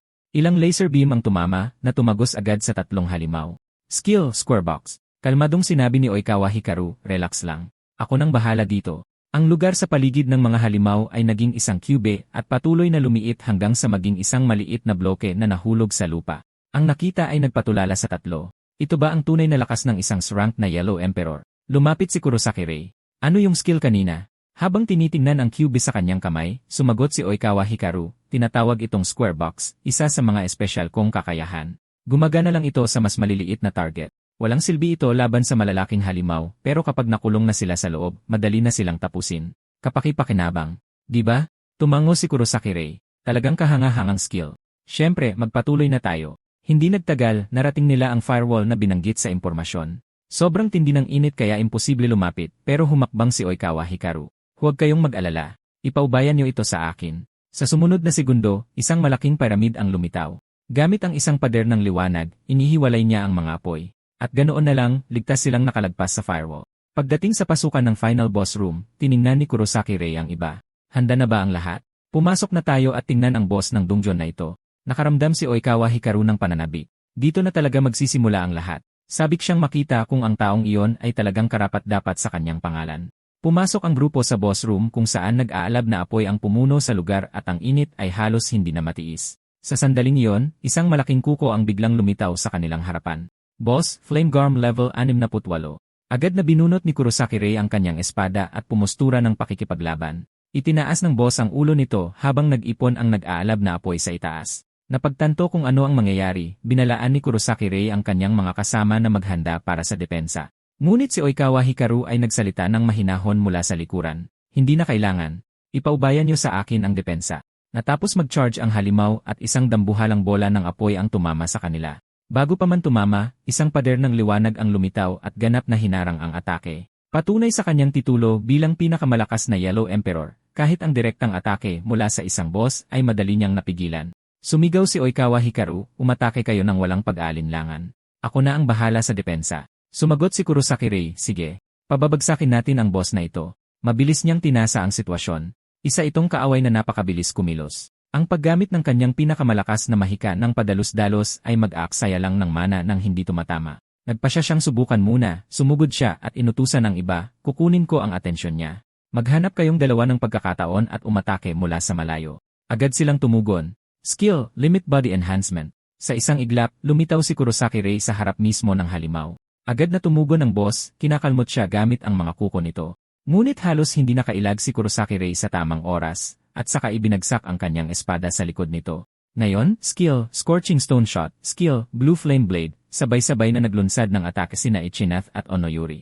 Gayunpaman, madaling nakailag ang Flame Garm, gamit ang puwersa para tumalon sa mas mataas na plataporma. Habang pinapanood ito, napamura si Kurosaki Rei sa kanyang isipan. Mabilis, matibay, at ang pakikipaglaban sa matinding init ay naglagay sa kanila sa malaking dehado. Mula sa malayo, pinapanood ni Oikawa Hikaru ang lahat.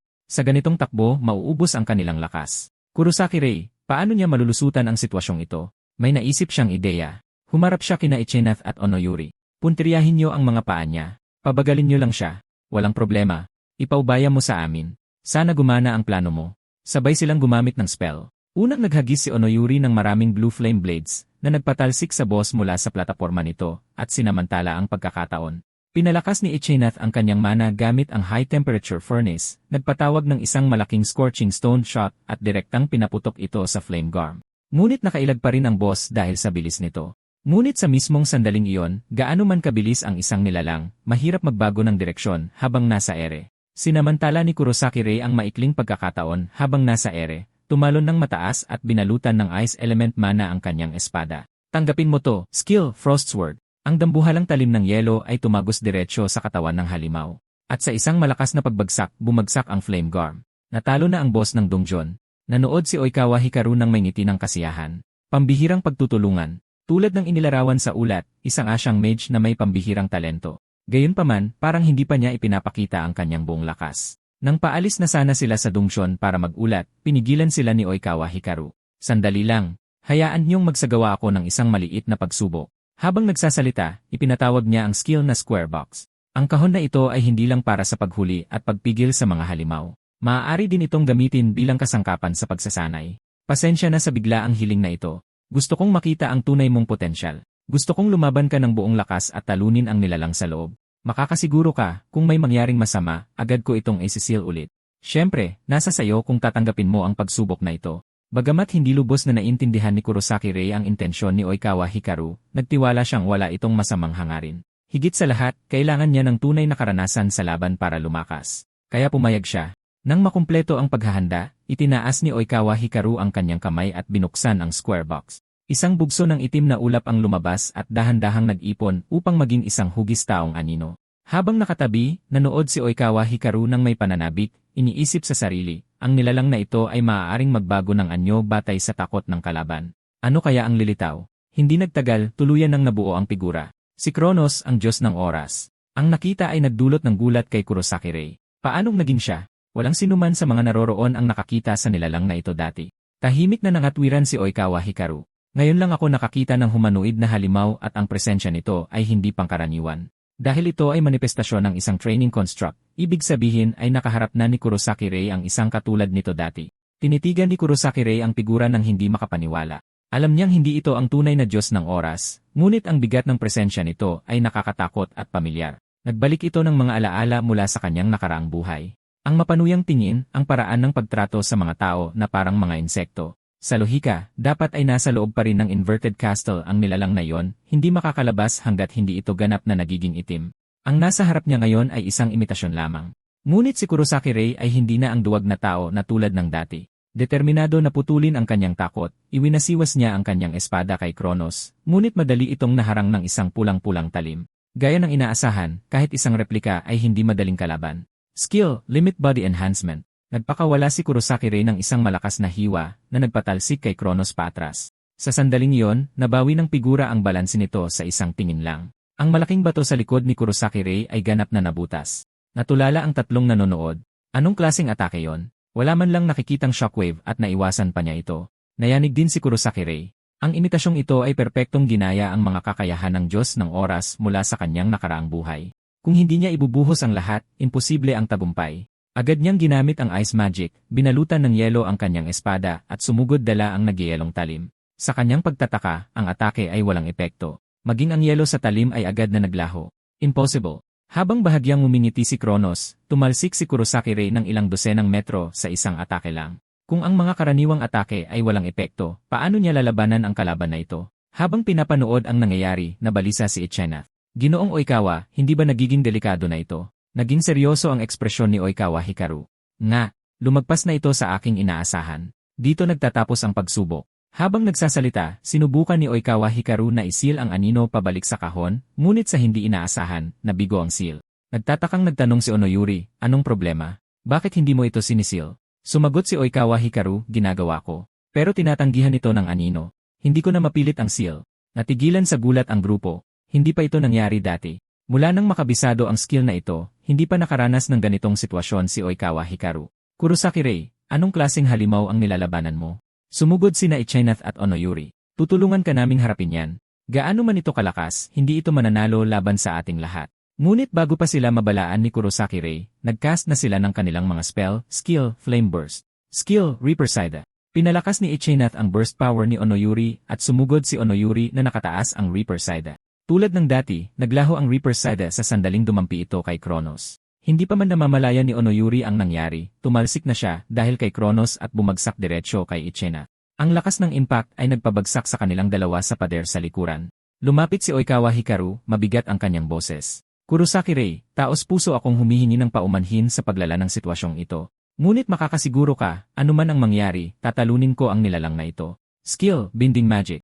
Resistance Disruption. Sa sumunod na sandali, ginapos ng mga gintong kadena ang mga braso't binti ni Kronos, pati na rin ang kanyang ulo. Gumana. Hindi na siya makagalaw ngayon. Ngunit kahit noon, mumiti si Kronos. Sa isang biglaang paglakas, winasak niya ang mga kadena. Lahat ay napatingin ng hindi makapaniwala. Kung kaya nitong piliting sirain kahit ang isang barrier, ang pagpapatuloy nito ay maaaring mga hulugan ng kamatayan para sa kanilang lahat. Mabilis na nag-isip si Kurosaki Rei. Ano ba talaga ang aninong ito? Kaya nitong mag-anyong pinakamalalim niyang takot at perpektong gayahin ang mga kakayahan ng Diyos ng Oras mula sa kanyang nakaraang buhay. Normal ba talaga yon? Sa sandaling yon, napagtanto ni Kurosaki Rei na malamang isa ito sa mga kakayahan ng anino. Ginagaya nito ang hitsura at kapangyarihan ng Diyos ng Oras mula sa kanyang mga alaala. Kung ganoon nga, alam na niya kung paano ito haharapin. Agad na sinabi ni Kurosaki Rei kay Oikawa Hikaru na ipaubaya sa kanya ang kalaban na ito. Nakaisip na siya ng paraan para kontrahin ito. Sa kanyang nakaraang buhay, nang harapin ang tunay na Diyos ng oras, tanging pagtakas lang ang nagawa ni Kurosaki Rei. Kung pipiliin pa rin niya ang takot sa buhay na ito, at hindi matalo kahit isang imitasyon, magiging walang kabuluhan ang kanyang pangalawang pagkakataon. Ang pagbabago ng anino ay sa esensya, isa lamang skill. 12 o 4. At kung isa itong skill, ang pagnakaw nito ang magtatapos sa lahat. 12 o 5. Sa sandaling dumampi ang palad ni Kurosaki Rei sa Time God, na-activate ang skill Steel. 12 o 6. Habang umepekto ang skill, ang katawan ng Peking Time God ay nagsimulang unti-unting maglaho. Sa huli, naglaho ito sa hangin at tuluyang nawala. Hindi makapaniwalang tinitigan ni Oikawa Hikaru ang eksena. Ang kakaibang pag-agos ng enerhiyang mahika ay higit pa sa anumang kaya niyang maunawaan. Tumingin siya kay Kurosaki Rei at nagtanong sa mahinang boses, "Sino ka ba talaga?" Ilang sandali lang ang nakalipas, tinalo ni Kurosaki Rei ang Peking Time God gamit ang skill Steel. Pagkatapos, naghiwalay na sila ng landas. Ngunit hindi inaasahan, nanatili si Onoyuri sa likod na tahimik na nag-iisa. Ang nagpakita ay walang iba kundi si Oikawa Hikaru, ang mage na kilala bilang Yellow Emperor. "Pasensya na kung pinaghintay kita." Lumabas na matagal na pala silang magkakilala. Ang lahat tungkol kay Kurosaki Rei ay ibinahagi sa kanya ni Onoyuri. Sabi ni Onoyuri, "Sa totoo lang, akala ko mamamatay ka na sa dungeon na yon." Nahihiyang sumagot si Oikawa Hikaru, "Pasensya na talaga. Hindi ko rin naman inaasahan na magiging ganoon ang mga pangyayari." Napabuntong hininga si Onoyuri. "Isa ka talagang walang kwentang lalaki. Ang dapat mong pasalamatan ay si Kurosaki Rei sa pagpapatawad sa iyo." Kaawa-awang sumagot si Oikawa Hikaru, "Pakiusap, pwede bang huwag na nating pag-usapan ito? Alam ko talagang nagkamali ako." Bukod doon, talagang humanga ako sa lakas niya, higit pa sa inilarawan sa ulat mo. Habang nag-uusap, pumasok silang dalawa sa isang misteryosong silid. Sa gitna ng silid, isang lalaki ang nakaupo sa isang trono. Agad na lumuhod sa isang tuhod sina Onoyuri at Oikawa Hikaru. Ang kanilang mga mukha ay puno ng paggalang. "Maligayang pagbabalik. Pinaghirapan niyo iyan. Hindi kailangang maging tensyonado. Mag-relax lang kayo." Ang lalaki sa harap nila ay isa pang Color King. Ang Blue King, si Hojo. Nagsalita si Onoyuri. "Paumanhin po sa pag-abala, alam kong kararating niyo lang mula sa mga dungsyon sa ibang bansa." Isang nakakapanupil na aura ang bumalot kay Hojo Itsuki habang sumasagot siya, "Huwag kayong mag-alala tungkol dyan. Mga 1-0 bansa lang naman ang binisita ko. Hindi ako pagod kahit kaunti." Hindi napigilan ni Oikawa Hikaru na magtanong, "Hindi ba't medyo sobra na yon?" Napabuntong hininga si Hojo Itsuki, "May isang tao sa asosasyon na kailangang humawak sa mga bagay na ito. Dumiretso na tayo sa punto.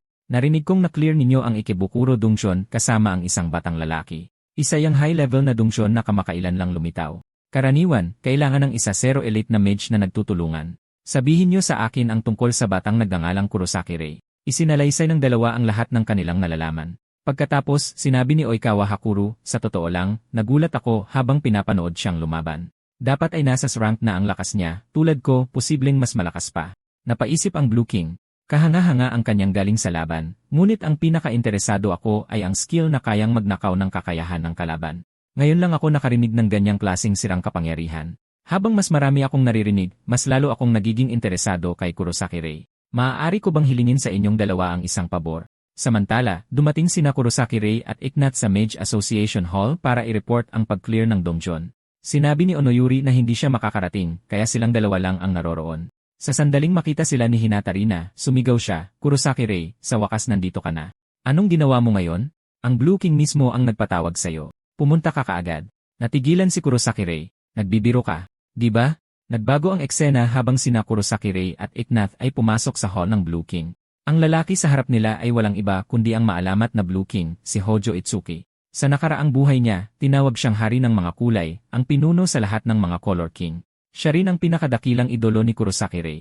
Sinusubaybayan ni Rei ang bawat balita tungkol sa kanya, lalo na ang motto na madalas niyang ulitin, "Ang malalakas ang nagsisilbing gabay sa ating landas." Ang mga salitang iyon ay lubos na nagbigay inspirasyon kay Kurosaki Rei na minsang nangarap na maging isang mage na tulad niya. Pagkatapos ay dumating ang sakuna. Hindi mabilang na mga dungsyon ang gumuho sa isang chain reaction na ikinulong ang napakaraming tao. Upang iligtas sila, isinakripisyo ng Blue King ang kanyang sarili, naging isang bayani na nagligtas ng milyon-milyon at nakuha ang paghanga ng lahat. Pero, bakit siya ipinapatawag ng Blue King ngayon? Sa sandaling iyon, isang pamilyar na boses ang nanggaling sa kanyang tabi. "Hindi ninyo kailangang kabahan ng husto." Gulat na napalingon si Kurosaki Rei. "Onoyuri, bakit ka nandito? At nandito rin si Oikawa Hikaru. May tinatago ka ba sa akin?" Humakbang pasulong ang Blue King. "Hayaan mong ako ang magpaliwanag." Silang dalawa ay miyembro ng Holy War Apostles na inatasang maghanap ng mga natatanging talento sa buong mundo. Ang Holy War Apostles ang aking personal na elite unit. Ako ang nag-utos sa inyo na i-clear ang dungeon na yon, at inayos ko na samahan kayo ni Oikawa Hikaru para subukan ang lakas ninyo at tiyakin ang kaligtasan ng lahat. Bahagyang ngumiti si Onoyuri. Sumali ako sa team nyo dahil mukha kang interesante. Humakbang pasulong ang Blue King at prangkang nagsalita. Sa totoo lang, interesado ako sa'yo. Kung papayag ka, gusto kong tulungan mo ako. Ang mga kapangyarihan ng iba't ibang kulay ay mayroon pa ring maraming misteryong hindi pa nasasagot. Gusto kong tuklasin ang mga ito. Kurosaki Rei, may itatanong ako sa'yo. Ano ang iyong layunin bilang isang mage? Nabigla si Kurosaki Rei sa tanong. Isang layunin? Sa dati niyang buhay, ang pangarap niya ay maging isang mage lamang. Para alisin ang anino na iniwan ng kanyang kapatid at hindi na matali dito. Pero ngayon, nagbago na ang kanyang layunin, ang talunin si Kronos, ang Diyos ng oras. Gusto niyang lumakas, mas malakas kaysa kaninuman sa mundong ito. Dahan-dahang nagsalita ang Blue King. Kaya gusto mong tumayo sa pinakatuktok ng lahat ng mage at palitan ako bilang isang Color King. Alam na alam ni Kurosaki Rei na kahit sa dati niyang buhay, noong buhay pa ang Blue King, hindi niya nagawang talunin ang Diyos ng oras. Na kung patuloy lang niyang hahangaan ang kanyang idolo, walang magbabago kailanman. Sa hindi natitinag na determinasyon, sumagot si Kurosaki Rei. Lalampasan kita at magiging pinakamalakas na Color King. Hindi nagalit ang Blue King. Sa halip, ngumiti siya. Kontento na ako sa sagot na yan. Nagkataon, mayroong pagpupulong ng Holy War Apostles na nagaganap. Ang pakikipaglaban kasama ang mga tunay na makapangyarihang mage ay makakatulong sa iyo na lumakas ng mas mabilis. Para sa iyo, ito ay isang pambihirang pagkakataon. Hindi ka ba sumasang-ayon?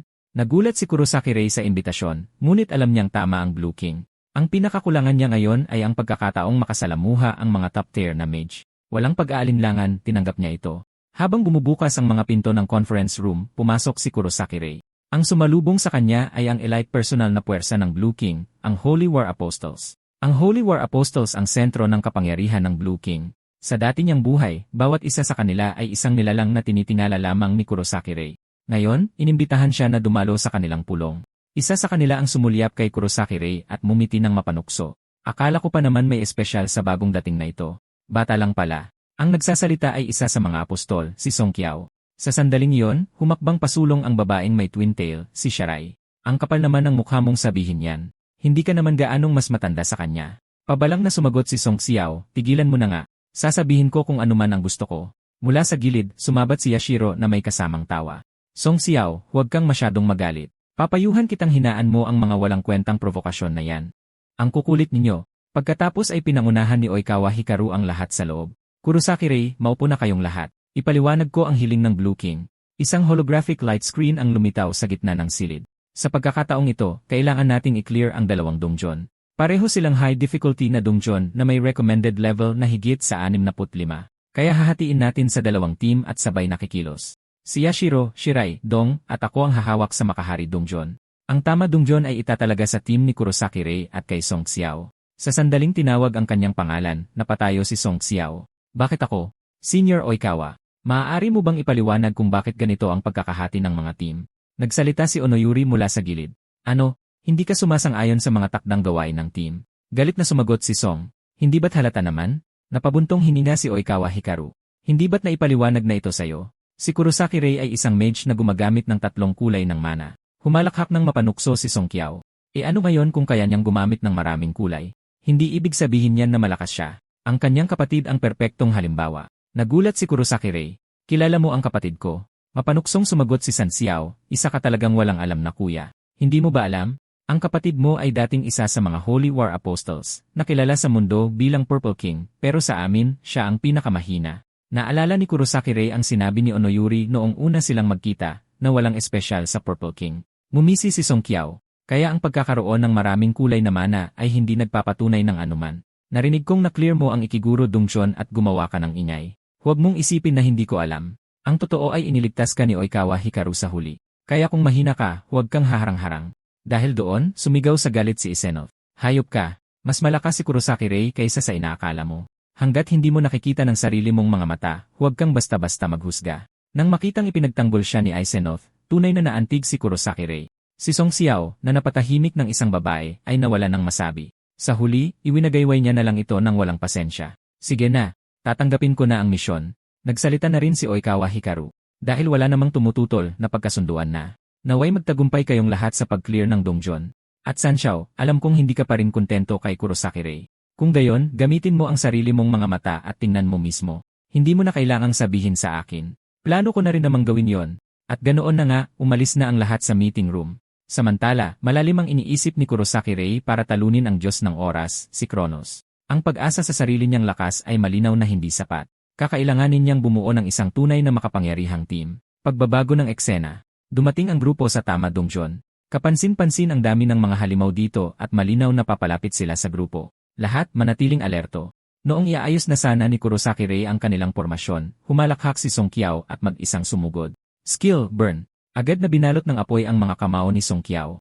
Sa sandaling sumugod ang mga halimaw sa kanya, ibinagsak niya ang kanyang kamao diretsyo sa lupa. Isang nakakatakot na shockwave ang sumabog, nilamon ang mga nakapalibot na halimaw sa isang iglap. Si Ichinath, na gumagamit din ng pulang mana, ay napatingin ng may gulat. Hindi ka panipaniwala ang sobrang lakas ng suntok na yon. Nang humupa ang alikabok, isang malaking bunganga ang natira sa lupa. Ipinagmamalaking sinabi ni Song Qiao, "Kita mo yon? Ito ang lakas ko. Natakot ka na ba? Manatili ka lang sa likod at manood. Kaya kong ubusin silang lahat ng mag-isa." Pagkasabi niyon, sumugod siyang muli, iniwan si Kurosaki Rei at ang dalawa pa na nakatayong tulala. Pero hindi ba dapat magkakasama sila bilang isang team? Pasensya na dito. Ikaw rin. Habang tinitingnan ang nakakainis na lalaking yon, hindi pumayag si Kurosaki Rei na magpatalo sa isang tulad niya.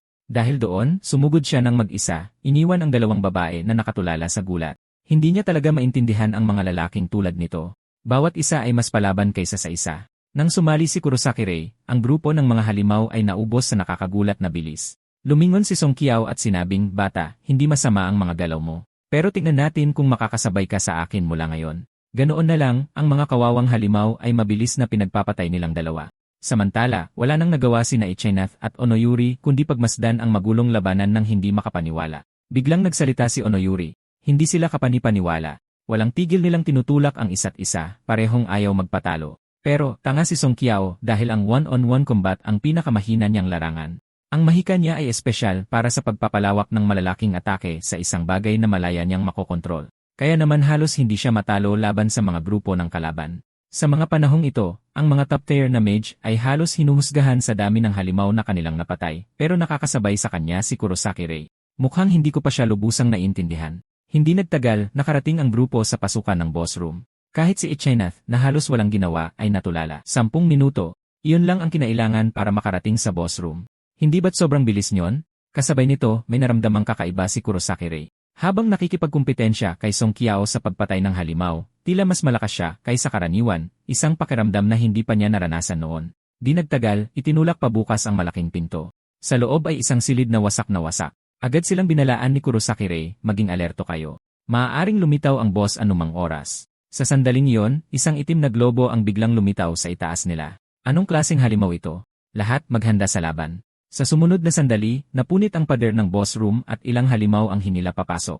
Walang tigil silang hinihila patungo sa malaman na masa na lumulutang sa ere. Sa sandaling dumikit sila, sinimulan silang sipsipin ng masa na parang kumakain. Sa sumunod na segundo, nag-evolve ito. Dungeon Boss, Chimera Beast, level hindi alam.